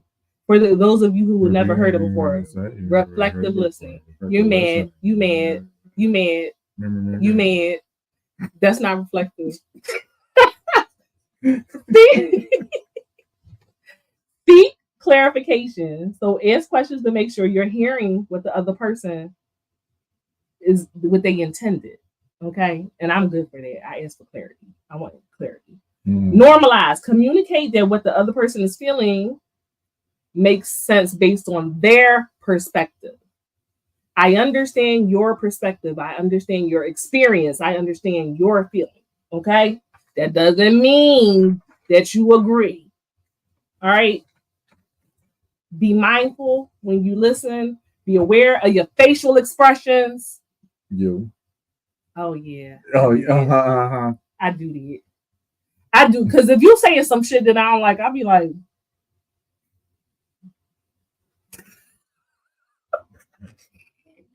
think about your physical gestures, and that's another thing because I definitely be like, fully square up, bitch. I definitely talk with my hands. So I try to, yeah, I got to be mindful about that. And demonstrate, validate in actions. When you know your partner is stressed, you might bring home their favorite takeout, do a little extra around the house, acts of service.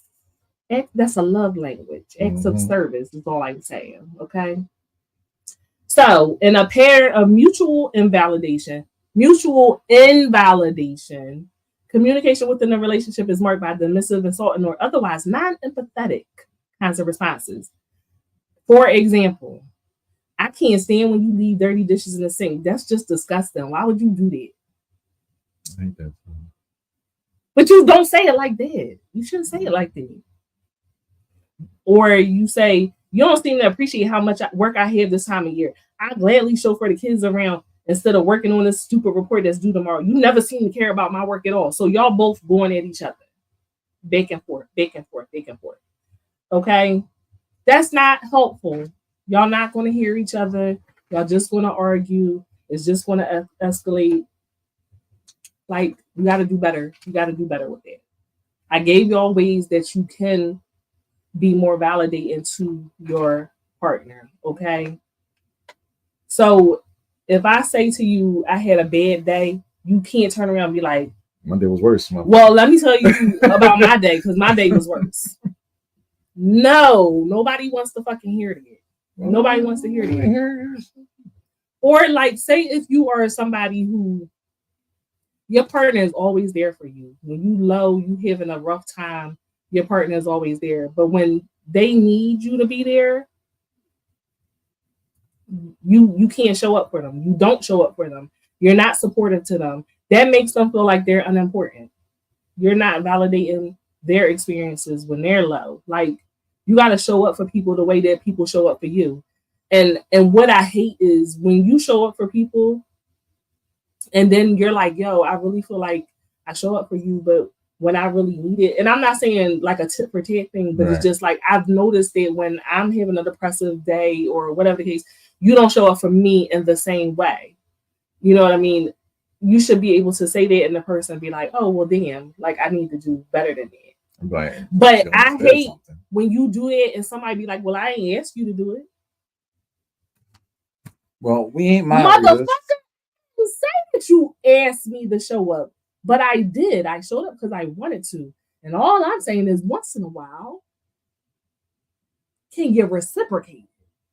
I don't, people feel like you're not supposed to say that because then it's throwing in their face that you show up for them. But at what point are you able to ask for support yourself without it being looked at as, oh, it's tit for tat? Somebody answer that question for me. I want to know. I ain't got to answer that. You don't have an answer for that? I ain't got to answer that way. Anybody? Is there a way that you can ask to have things be reciprocated in your relationship without it seeming like you're throwing or friendship?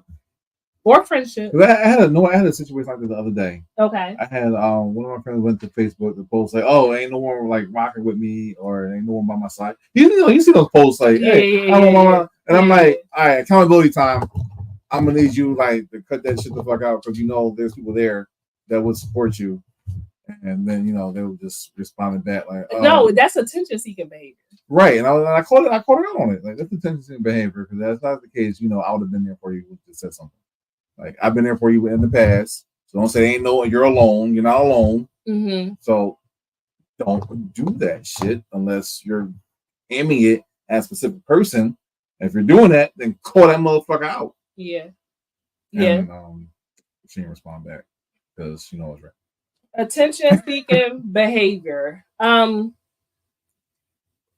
said reciprocation is a foreign concept to a lot of people. They can't grasp the idea of it. I don't like that. I should be able to say, like, if I do these things for you, and I'm talking about basic things. I'm not saying that I bought you a Rolex and now I expect you to buy me a Rolex too. No, nobody fucking asked you to do it. Like, you took it upon yourself. I can't do that type of thing that you did for me. Right. But if it's like I emotionally support you when you need it. I try to make you feel better. I check in with you. What do you need? I know this is a tough time for you. Right. It is not wrong for me to say, I really would like you to do that for me sometimes because you never do it. And I feel like there's no space for me to have a bad day because I'm constantly supporting you. And damn, sometimes I need a little support too. Like, I feel like there's a way to do it where it doesn't come off like it's tit for tat or yeah, standoffish or you know what I'm saying? Unless that person has receipts and then you're like, damn, I ain't. Curtis said you ask once and if you don't get it, you move on because not everyone can reciprocate at an equal level with their partner. I may not be an issue of won't, but it may not be an issue of won't, but can't. That's true. But I would say, I guess I would say to that person, once it's brought to your attention, yeah, you gotta talk and about you know that it's hard for you to show up like that. Maybe because you never had an example of it, or whatever the case may be. Now, what are you doing about it? What are you doing about to rectify that in yourself? Like, damn, I'm not supporting my partner. I'm not able to do that, or I don't know how to do that. What are you doing to better yourself so that you can show up for people that show up? Yeah, either you can try or you can't always take. Like if it's not in your nature, because some things like aren't in that person's nature to do that, you have to find another avenue that will compensate for it. So if you were looking for this from me, and I'm saying, hey, I would love to give this to you, but I have a hard time, or I just can't see myself doing that for you. How else can I show up for you to show that I care? That was so good, Cardi. That was good. That was good. Anyway, I'll be knowing things. Sometimes. The moral of the story is, y'all, do better. Like, do better. We're fucking grown-ups. You know what I'm saying? Like, and Rockstar was like, why do we have to have this? Because you would be surprised how hard validation is for people. And it is really the core of a lot of disagreements that people have, because they really think that hearing someone, allowing someone to be seen and heard, means that you agree with everything that they're saying. And that's just not true. We all have feelings. We all have had different experiences. And like I said on the first episode, when you're in certain relationships, your relationship is going to trigger you at some point. Your childhood traumas, if you had trauma, you're going to be triggered at some point. How are you going to deal with those things? How are you going to let that play out in your relationship? You got to exercise emotional maturity. When you fuck up, you have to take accountability. When somebody tells you, this is how you made me feel, this is how your action made me feel. Although it may not have been your intention, that person's feeling is still valid. And dismissing it is not the right thing to do. Okay? Curtis said, why does it have to be better? Maybe to just reciprocate differently, it has to find a person they match with more equally. Well, here's the thing. If you don't show up for this person, you're not going to show up for the next person. So switching people out doesn't change who you are. Unless it's the same as that person is. So if they have the same type of languages. Language? Yeah, it might come across better to to provide that service because he also seek it too. No, he just said why it has to be better. When I say reciprocal, right, it doesn't necessarily mean I hugged you so you hugged me. Right. That might not be who you are. This is where communication comes into play. All right. Hey, I hug you when you're upset and makes you feel better. I would like you to reciprocate. Then that's for you to say, well, that's not naturally who I am. So I can't say that I will do that, but maybe I can pat your head. Or you can make me a meal or something. Or it's a conversation that's here, is what I'm saying. You don't just be like, well, shit, I can't do that, so I got to go find me another bitch. No, that's not what that means. That means if you value the person. If you value the person. That's very true. If you value the person, if you love the person, if you know that they add to your life, then why would you want to just be like, oh well, I just need to find somebody fucking else? Well, why would you just that's also avoidance. Avoiding attachment style. Avoiding attachment style. It's not healthy. He does get it. He got it. What I just said. Yeah. Yeah. Avoiding it. But if you don't give a fuck about the bitch, then just go find you somebody that's gonna put up with you not doing anything for them. You can't see this is There's the no thing. growth in that. You cannot be in a relationship and not support your partner. You shouldn't unless they don't value themselves. It's not healthy. Y'all supposed to remember we talk about this on another episode. There's such a thing as healthy attachment to each other. Healthy. There's a healthy way to be attached to your partner. I always say you should pour into the other person.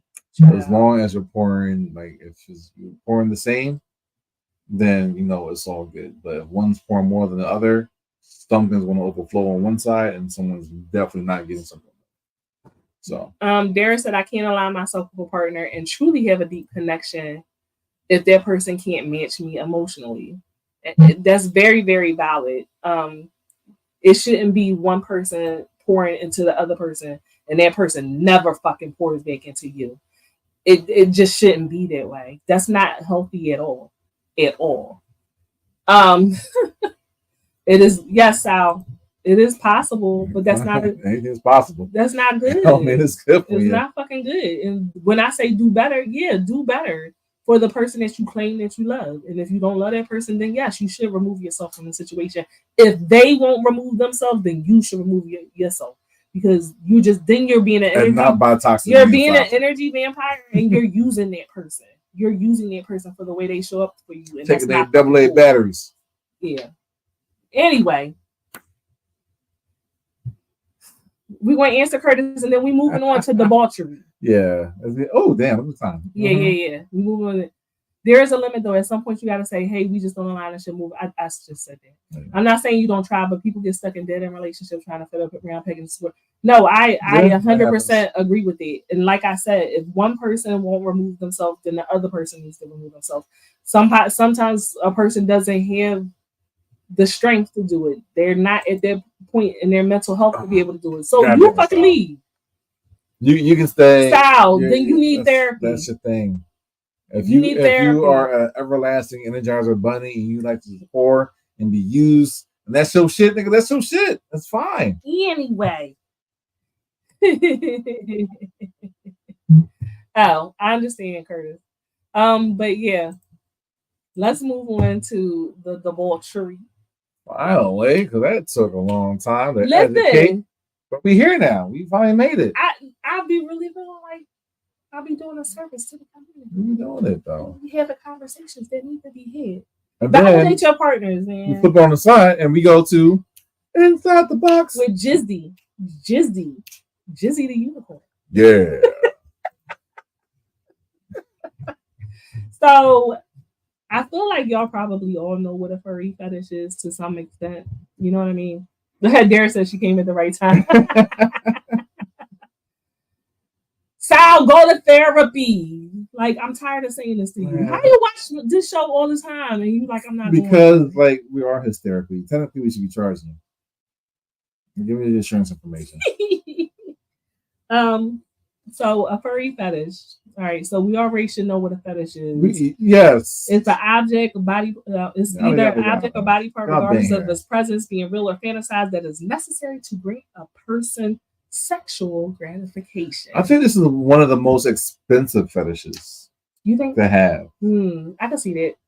I can see that because you gotta buy an outfit and then maintaining the outfit, keep it clean, keeping it clean. Them shits aren't like. They aren't cheap. Hell no. They're really expensive. Hell no. That shit is not cheap. So a furry fetish is more a spectrum of things that can grant sexual gratification rather than one specific thing, like in the case of a foot fetish, for example. Okay. And would you like to show them an example of a furry, please? You and me, baby, ain't nothing but mammals. All right. So this is a furry. For those who did not know, it's a furry, all right? Instead, a furry fetish is characterized by whether or not an anthropomorphic character, and And for those who don't know what anthropomorphic is, that is animals who have been given human characteristics like an ability to talk or walk on their hind legs. Okay, so it's an animal that acts like a person. We didn't get to the mersuit yet. Yeah. Be it a person in a fursuit or a cartoon on the screen, is going to bring sexual pleasure to the person. Okay, my penis is so flaccid right now. I think there's a lot of people that I think are attracted to anthropomorphic characters. I do. We are in the nerd community. I mean, technically, half of Disney is just all that. When you think about it. Mm-hmm. Yeah. But there's definitely a lot of people that I think that they didn't know this is a thing for them. Okay. So their sexual interest, and the thing about furries is their sexual interest in their entire sexual identity does not have to revolve around being a furry. Okay. So just because you are a furry does not necessarily mean you have sex in the fursuit. It does not mean that you don't, but it doesn't mean that you always have sex in the fursuit. Okay. We need to get someone on who does this. I have so many okay, so I know someone who does pet play. I don't know a furry, but I do know someone who does pet play, and we'll dive into. Yeah, I've seen that. Yeah. This is something else. So it's easy to think, furries are people who like cartoon animals, and that they must be animals in the bedroom. That is not always the case. Child, Curtis said Lola Bunny can get it. Like all the bunnies. Sal said he's rock hard. Okay. All right. All right. Yeah.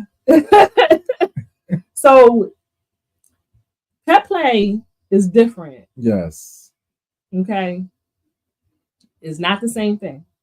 So just because you like animals and you might be an animal, and that doesn't automatically make you. It doesn't automatically make you a furry fetisher. Paws. That's different. It's different. It's different. Because remember, they walk on their hind legs. They talk. They act more like human beings. Okay. Derek said, if I had sex with a tail on, can I say I'm a furry? No, that does not qualify. It has to be the anthropomorphic character. So you gotta be in the fursuit.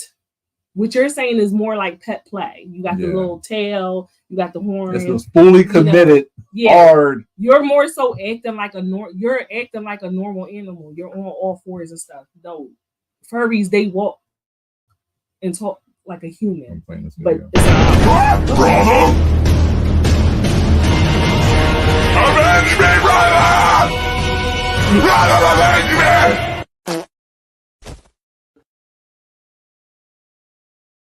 I did not select this. I did not select it. For those who know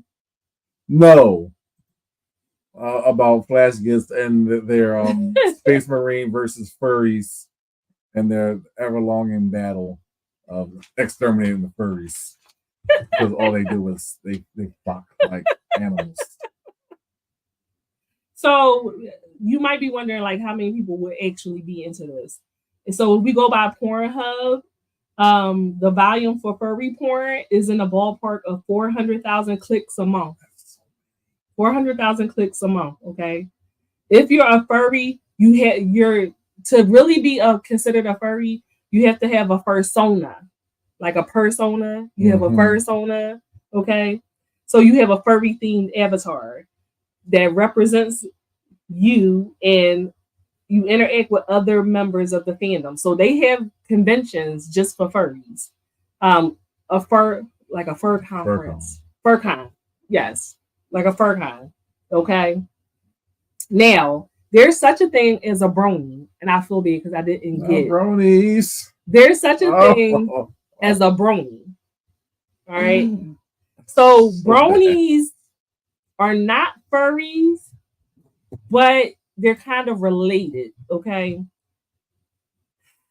So these are exclusively people who are fans of the show My Little Pony, Friendship is Magic, okay? Y'all know My Little Pony? Y'all know, all right? You got hit there.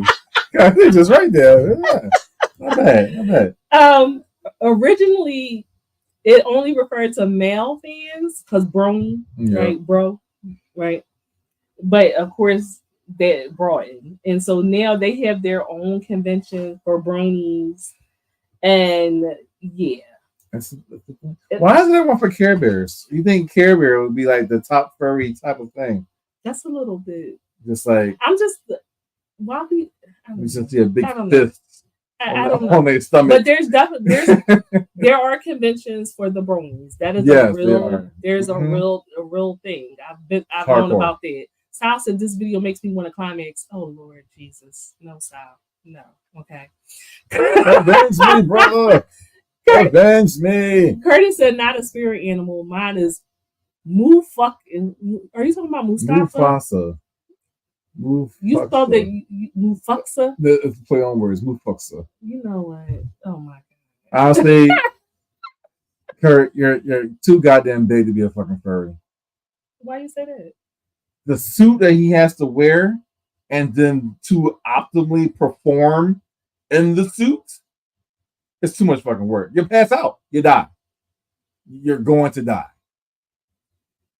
Like there's no ventilation. It's no different from anybody else. You have to keep it on. But his would be no different than anybody else. You too big to be in a fucking person. And that's why I'm not going to be in one. The shit is hot. I would never want to be in it. Like if you're like a heavy sweater naturally, I don't. And then like you have to like if you need to fuck with that thing on. Oh my god! But remember, not everybody who is a furry likes to have sex in this person. Not everybody. I'm clearing that up. It would help because it would make sense. Not just to wear, just to fucking wear, and you just be like, yeah. Some people that's who they think they are. Okay. I'll play the second video. When furry life. When your workout partner is taller than you.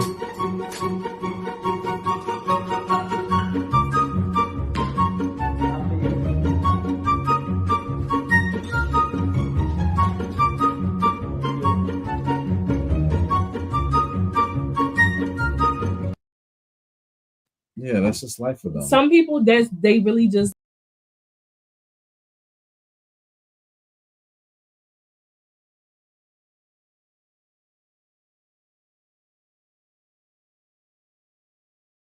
yeah. And this is why those furries. This is why I never want him to run the stream. It was the furries. Anyway, Curtis said, I operate well in every space. Ask about me. Okay. I'll pay to see it. You pay to see what? What are you paying to see? Furry show. You'll pay to see him do a furry show? I'll fucking pay a first class ticket. Anyway. VIP section. So most furries are male and white. Okay. With the average age being in the mid-20s. All right. I'm just saying. Furries and other people who identify as non-human in some substantial degree are known as other kin. All right.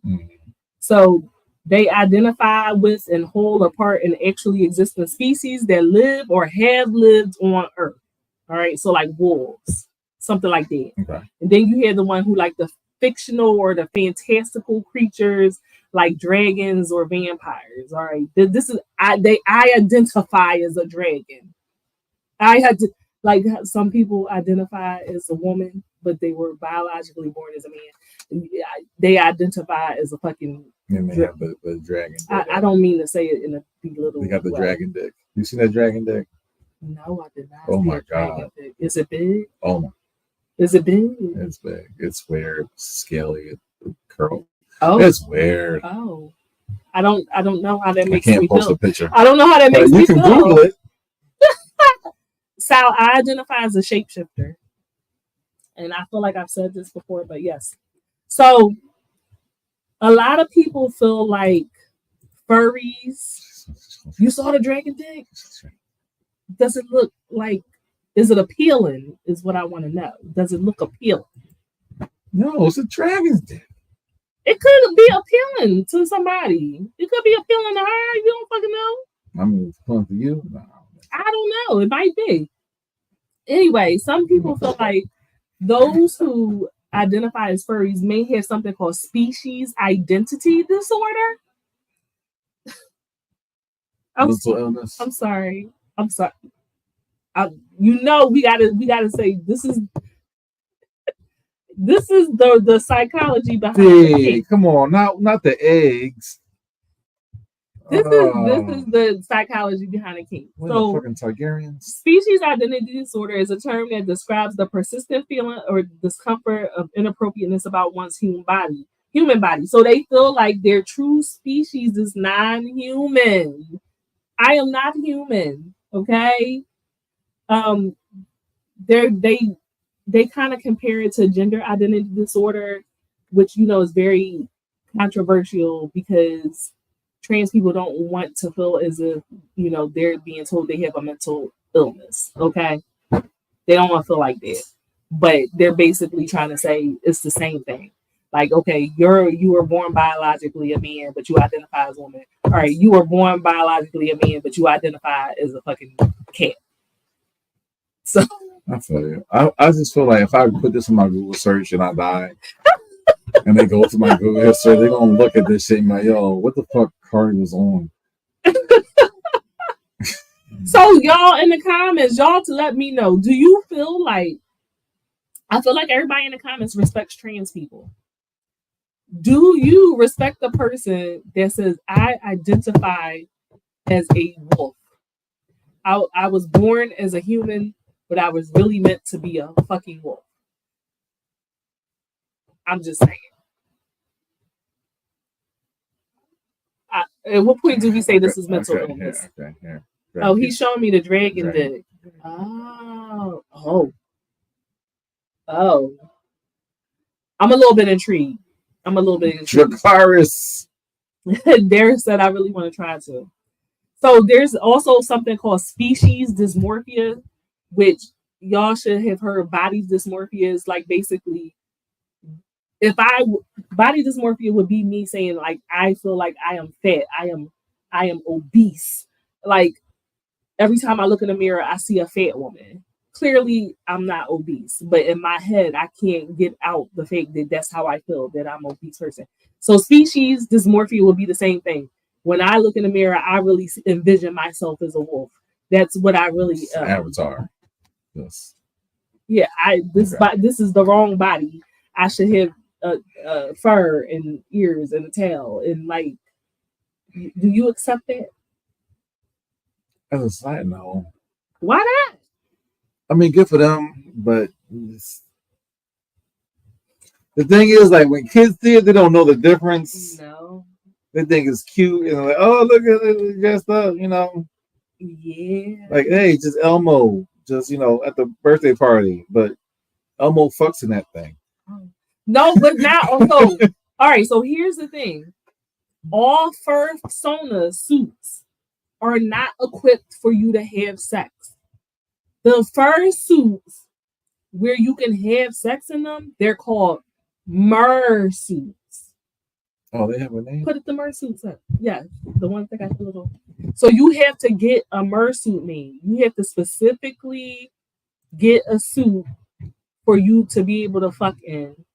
All right. And like, I can't really show you, but like this one has a vagina built in. That's why you see the little tuft. You see the little tuft there. The little extra hair is hiding the vagina. Or then there's another one. And you can see his testicles hanging a little bit, but he has a little hole for his dick. He has a little hole for his dick to be out, okay? So that you can fuck in the suit, all right? And that's his little, I don't know if it says a dog or a wolf, but that's his little furry testicles. Maybe there? Yeah. There's another one. Oh, that one right there. Okay. I had to hide this one. Yeah, he's in the holiday. And look at the right corner. You'll see that little vibrator in there. He had like this blue dick. He had like this blue silicone looking dick and little furry balls. But that's so he can fuck in the suit. So those are called mersuits, okay? Yes, it has to be built in, okay? Bonnie said, I respect it, but if you growl at me and it's not in bed, we fighting. I'm cracking up. Amani said, oh yeah, I've seen these at MagFest. There said, I thought they were fucking real cat. Some of them are fake and some of them are not. So some of them had the fake dicks, and then some of them had the holes, so that their dick. Some of them had holes so their dick can come out, or either you can have access to their vagina, but some of them had like fake silicone, penises. All right, and I think that probably will work for someone who like is not as well endowed, so they can live out. I mean, you have to. You can't be a fucking 5'6" tall furry and with a human regular 4 inch. It ain't gonna work. Yeah, I really wish I could show the pictures, but I don't want us to get shut down. Yeah, like I didn't want to take a chance. We'll put it on our Twitter page. Furry testicles is still testicles, but they had like little furry balls and stuff. If you just put in furry porn or mersuits, you'll see.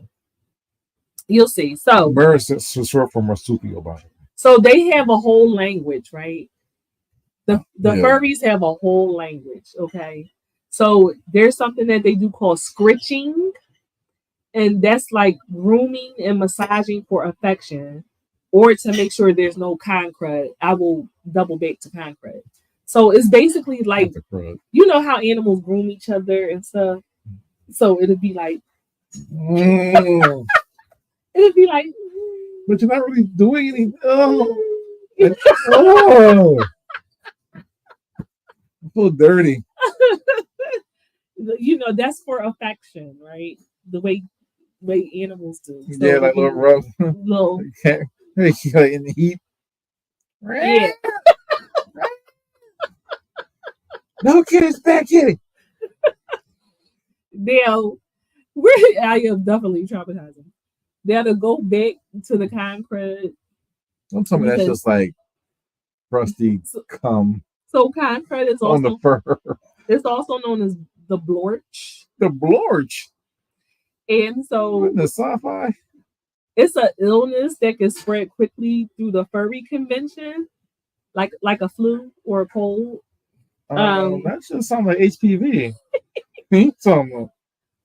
and all concrete can also be a rare itchy fungus that's harbored in the fur suits. So you got to keep the suits clean. If you wearing these suits, you sweating in these suits, you fucking in these suits.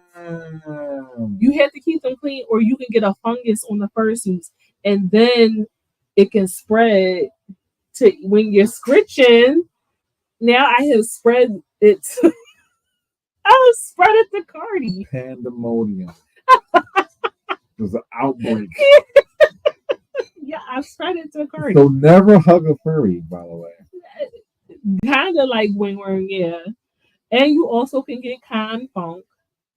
So that's, I mean, that's going to walking in the con. We all know what con funk is. Yeah, like that goes without saying. But you definitely need to wash yourself. Okay, use deodorant and then keep your fursuit clean, especially if you're fucking in it. Because if you get jizz on your fursuit, you need to clean that. All right. Straight further away from the Lord. A lot of y'all are attracted to cartoon characters. Don't, like somebody said, like Curtis said, Lola Bunny. Okay, a lot of y'all are attracted to Lola Bunny. So come on, y'all. If Lola Bunny, Lola Bunny was real, y'all would fuck her. Is what I'm saying. With all them hear me out posts. I mean, I've seen some things on the internet. Yeah, I've seen some things. Yeah. Another thing that furries do is something called yiffing. Okay. Yiffing? So a yiff is a excitement sound that foxes make. And so if you start scritching and it starts to get sexual. Just all of Beastars. All yes, of Beastars. Beastars, exactly. Yes. Okay, so if you start scritching and it starts to get sexual, you getting turned on, you getting aroused, then you start yiffing. Yeah.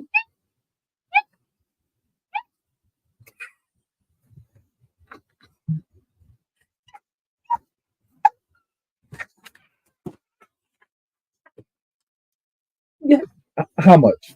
Huh? How much? How much what? How much would it cost? What it cost for? To get you in a furry suit. do that. And then she was like, this shit might be up your fucking alley. No, no. I have no interest in being a. I have no interest in being a furry. I am interested in pet play, but I'm not interested in being a furry. That's too fucking much. So there's an opposite to the yiff, right? Is morph. Oh, the male one. So you could proposition a flurry. So if I say a furry, so if I say, let me morph you. if you say no, Morph. if you say morph, that means you DTF? that means you curving me. Like, nah. No, not the curve. Nah. Fuck out of here, morph. So I'm like, and you like morph. Get the morph out of here.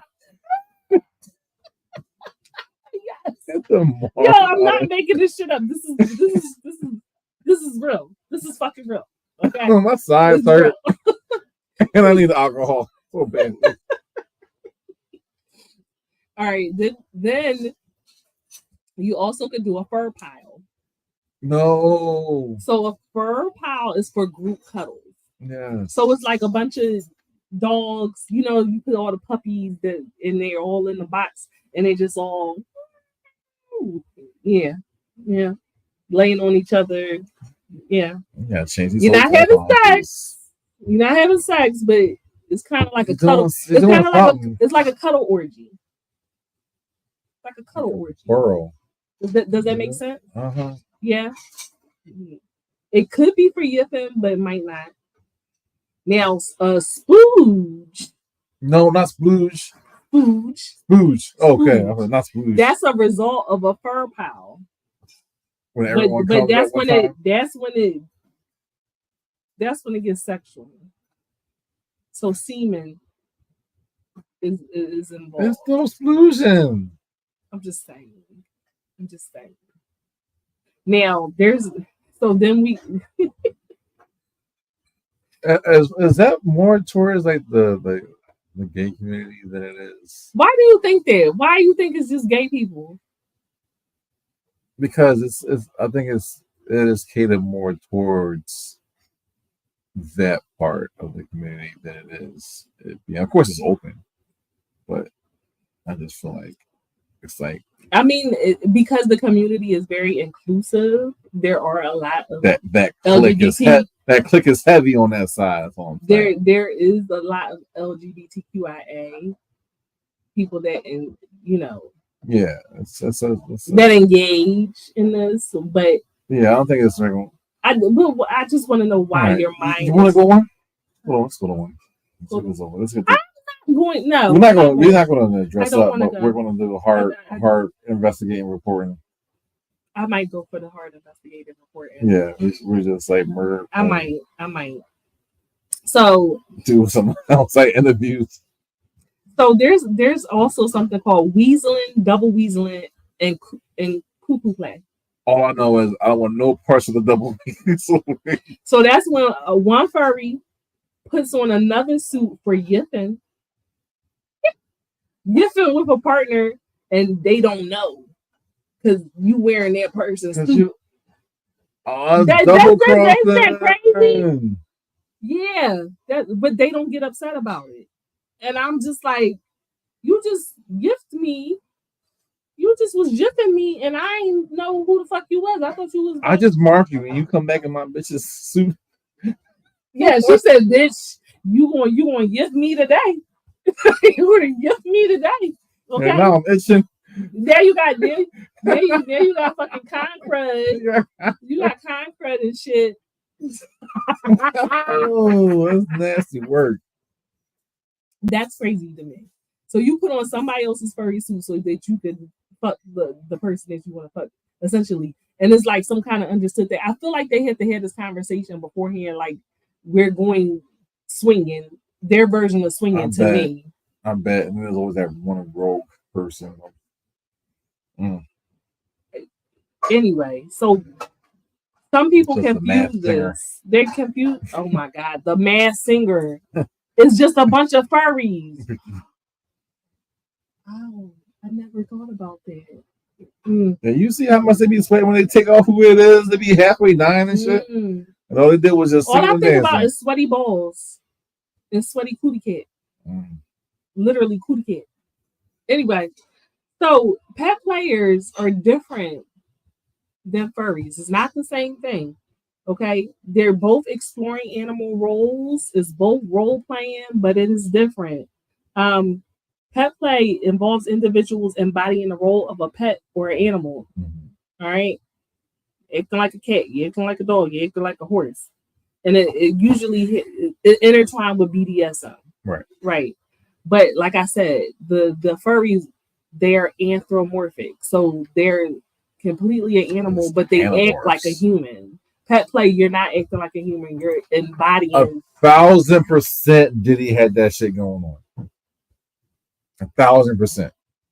You think Diddy had furries at his party? 1,000%. I swear Diddy had everything at his party. He had a little something of everything? Everything. I'm sure. I ain't say he dressed up in one of them. I'm just saying that they were the motherfuckers, they were around. There's all, but I'm going to get into pet play on another episode, like go in depth into it. I am kind of curious about it because I wouldn't mind being a fox, you know. But we'll talk about that on another episode. There's also something called plushophilia. And so these are people who are attracted to stuffed animals, okay? Now, all these things kind of have similarities, but it's not the same. So these are people who love stuffed animals. They modify their plushies or stuffed animals with holes so that they can have sex with them. Well, I mean, if your dog does it. That sounds disgusting. You know, dogs they fuck the stuffed animals. So there are people like that really modify their teddy bears and shit like that so that they can fuck them.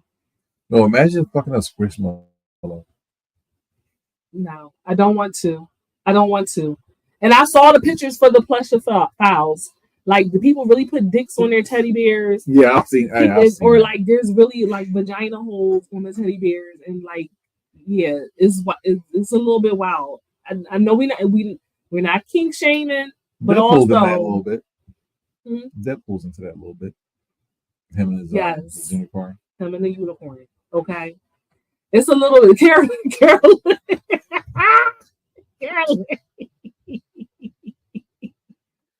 Please keep your plushies clean. Don't crud on your fucking plushies. if you're humping your plushie, please keep it clean, okay? So there's different types of furries, okay? Right. You got your common furries, your dragon, your cats, your lion, your tiger, wolf, fox, domestic dog. And then you got your hybrids. So a fox and a wolf mixed together, or a cat and a rabbit. Yeah, mixed together.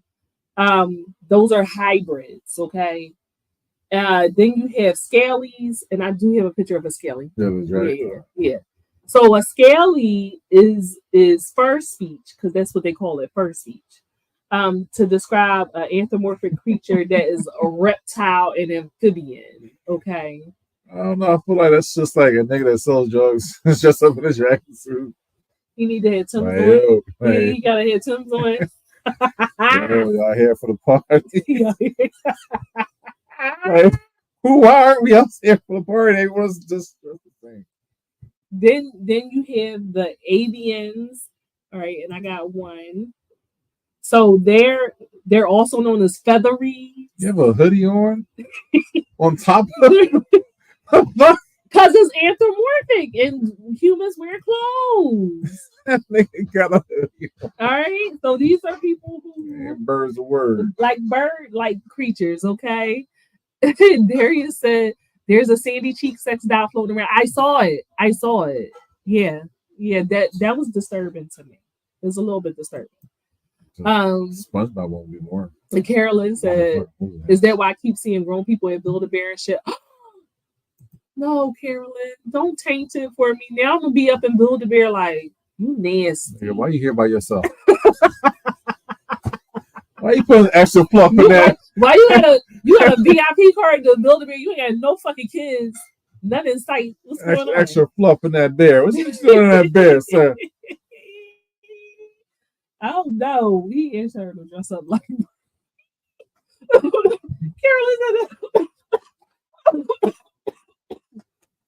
I don't know how you ever going to get help. So I don't Carolyn understand. said he looked like a New York pigeon. I'm crying. Oh shit. So so it was hard for me to find pictures of some of these other ones. So I don't have pictures of the other ones. There's also such a thing as scullies, and so they're undead animals. So it'll be like really? It'll have a skeletal structure. So it would be like a cat, but a dead cat. You can't just be a regular human skeleton? No, it'll be a dead cat skeleton. Like a roadkill? Yeah. It's a thing. Okay. Then they had shellies. That's anything with a shell. The Koopa Troopers. Slimies is anything that's amphibious or has like slime mucus secreting from it. Okay. I guess if you want to be a snail. If you want to be a snail. Hey Zach, honey, how are you? I'm gonna try to find all these things and put them on Twitter. Have fun. Mythos are ones that are based in mythology. Of course, dragos are dragons. Insectosaurs are insects, and then you have aquarians, so they're oceans ones. But they have these conventions, and everyone dresses up. They go to the conventions. And they participate in different types of events. Wait,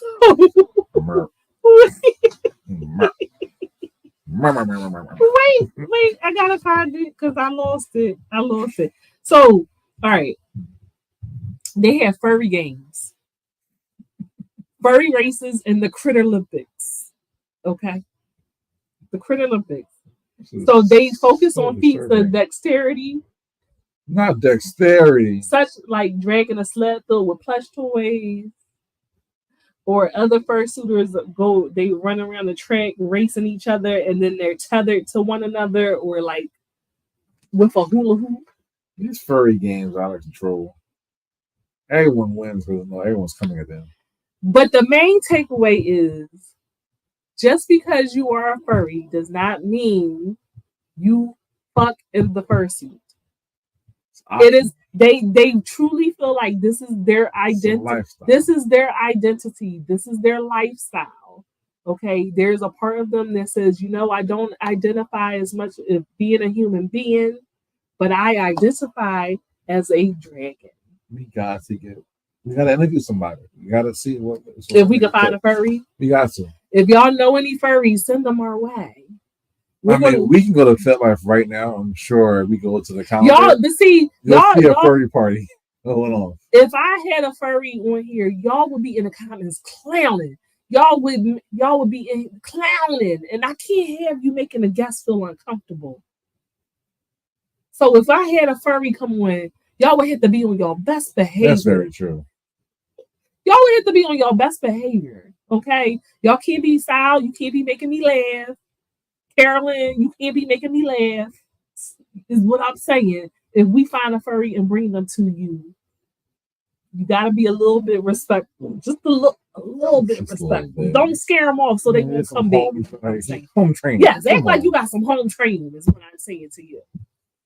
Now, I will have sex in a butt plug and ears, and I'll even do little paws and stuff. I would do that. Why is you late for that, B? I would do that. I'll do that. Just scurrying. But I was there's a scraping and scratching. Like there is something appealing about like think about a cat or a dog like that is well taken care of. There's a little bit something appealing about, you just laying on whoever lap and they just rubbing your belly and rubbing your hair and scratching a little. Like that's a little bit appealing. I'm talking about for pet play, not for the furry suit thing. But that's a little bit appealing. You just bring me food, and you be like, "Who's the good girl? Who's the good girl?" I remember playing house as a kid. Yeah. And I would always be the pet dog. You were the pet dog. I was the pet dog. You was in the pet play. Let me find out. But as a kid, though. And now it's like. Well, what did they do to you? It's like, I don't know, house dog shit. I Like play, pets and stuff. I played house a million times and I've never had somebody pretend to be a dog. It was just like the mom, the dad, the kids. There was no dog. There's so many kids. Like, gotta be there something else. So you was running around here on all fours barking and shit. Oh, man. Suppress the memory unlocked.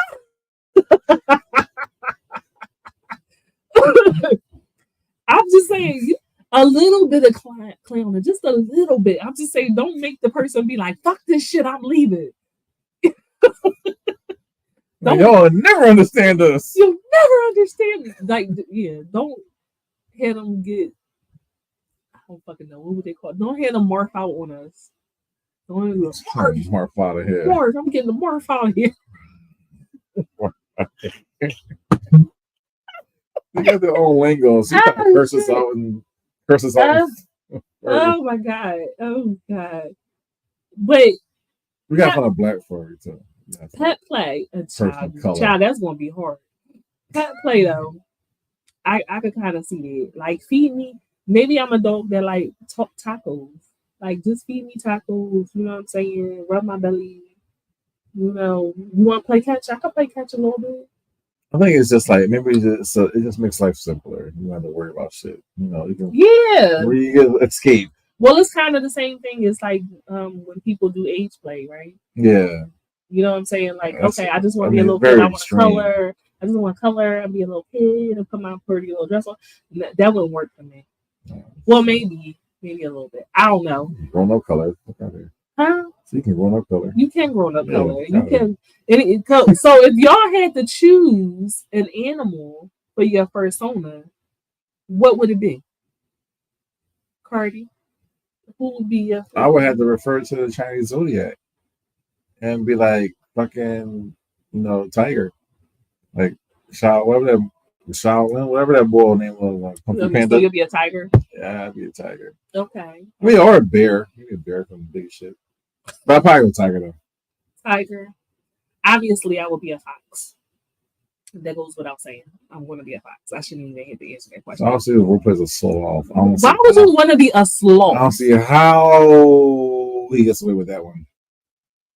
Sal said, when I played house, I was always the brother folding up his father's girlfriend. Like corn. Look at me. Oh.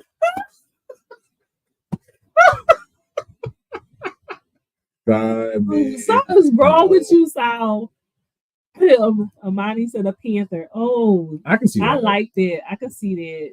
Very sleek, very sexy. Yes, I like that. Darius said he would be a wolf. Okay. I can kind of see that. Yeah. I definitely would be a fox. Definitely. So I might have to explore it. Who the fuck is going to be an elephant? You talking about me? No, me. Oh. Yeah. Oh.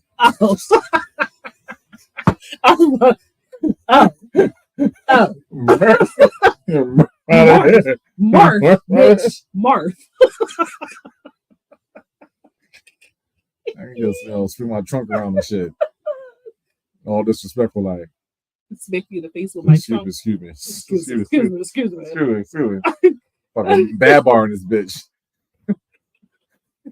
Carolyn said she would be a wolf. Oh, you know what? That's funny, Carolyn. I would never have guessed that. Sal said I changed. I want to be a red panda. All right, that's more acceptable than a sloth. Yeah. Why a cow, Dara? Because you want to have a bunch of nipples? Bitch, I'm a cow. I don't know. Super Mario Wonderhead is, you know what? Listen, y'all. Imagine to be a sloth. Like, I might get you off. Let me take my dick out for this sloth sex. I'm sorry, y'all. We be amusing each other. Like, we don't even need y'all here, quite honestly. Carolyn said it would have been a bunny, but I'm rougher than that. Ooh. But bunnies fuck a lot, so I don't know. Yeah. Sal said breeding fetish unlocked. I've been on that for years. Oh, Dara said I want to get milked. Okay. All right. I can see that. I don't know. I just felt like Petite. felt like something cat-like for you, Darren. I don't know. Forgot nipples. But y'all, I'm wrapping it up, child. Because I still gotta go to work tomorrow. Mongoose. We'll be on not a fucking mongoose. Mongoose. You should be a Fucking mongoose. Fucking badger. Honey badger. But I hear to eat the pussy bear. Honey badger. We're wrapping it up. Like I said, I just wanted y'all to erase the stigma for the furries because they're very stigmatized. And just because they're in a fursuit doesn't mean they have sex in a fursuit. Not all of them have kind credit, okay? And apparently it's okay for children to be furries too. It's not. That's what they say. I don't know. No, it's not. I don't know because my thing is I never know something else. I never know who has the mersuit. You need to. So Mercy. I would be like a little person instead. Fucking. That's too bad. Not a little person in a fursuit. Oh no. Oh no. Anyway, y'all. I hope y'all learned something about accountability, validation. In case you do encounter a furry and you do want to proposition them. Yes. If you want to curve, mark. Hard mark. I don't know when you're ever going to really use this. But we gave you the tools to get out of the situation. We gave you the tools to sexually proposition a furry. Yes. To curve them. To curve them, mark. Okay? Mark. So, don't say I never taught you anything, all right? If you get some furry butt. If you get furry butt, please make sure that they don't have con crud. We don't need you out here getting fungus. So fur responsibly or yiff responsibly. Okay. No, just tip your dry cleaners. All right. It's the least you can do is tip your dry cleaners person. Okay. As usual, if y'all like the shenanigans and debauchery that we bring to you on Thursdays at 8 p.m. currently, please give us poor struggling content creators some stores. Okay. Also, you can watch the replays of Unicorn Straight No Chaser on all HNIC platforms, in particular Facebook and YouTube are the easiest to run that back. Okay. Also, if it's your first time here, I hope that you will return. I'm gonna try to get something sexier. This was funny, but I'm gonna try to get something sexier for next week for y'all. I just try to balance it because I knew we were going to be talking about their fucking accountability and validation for a long fucking time. Okay, we trying to balance it out so we ain't here all goddamn night. Right. But yeah, if y'all have suggestions for anything that you want us to discuss, mental health or sex related, y'all know y'all can always inbox me. Y'all can always drop it in the comments. We do take suggestions. Until then, please hold responsibly. Okay. Furry responsibly. Furry responsibly and clean your suits. Nasty. Until then, yeah, filthy McNasters. Have a good weekend. We'll see y'all next week. Bye. We miss y'all already. And to change things. So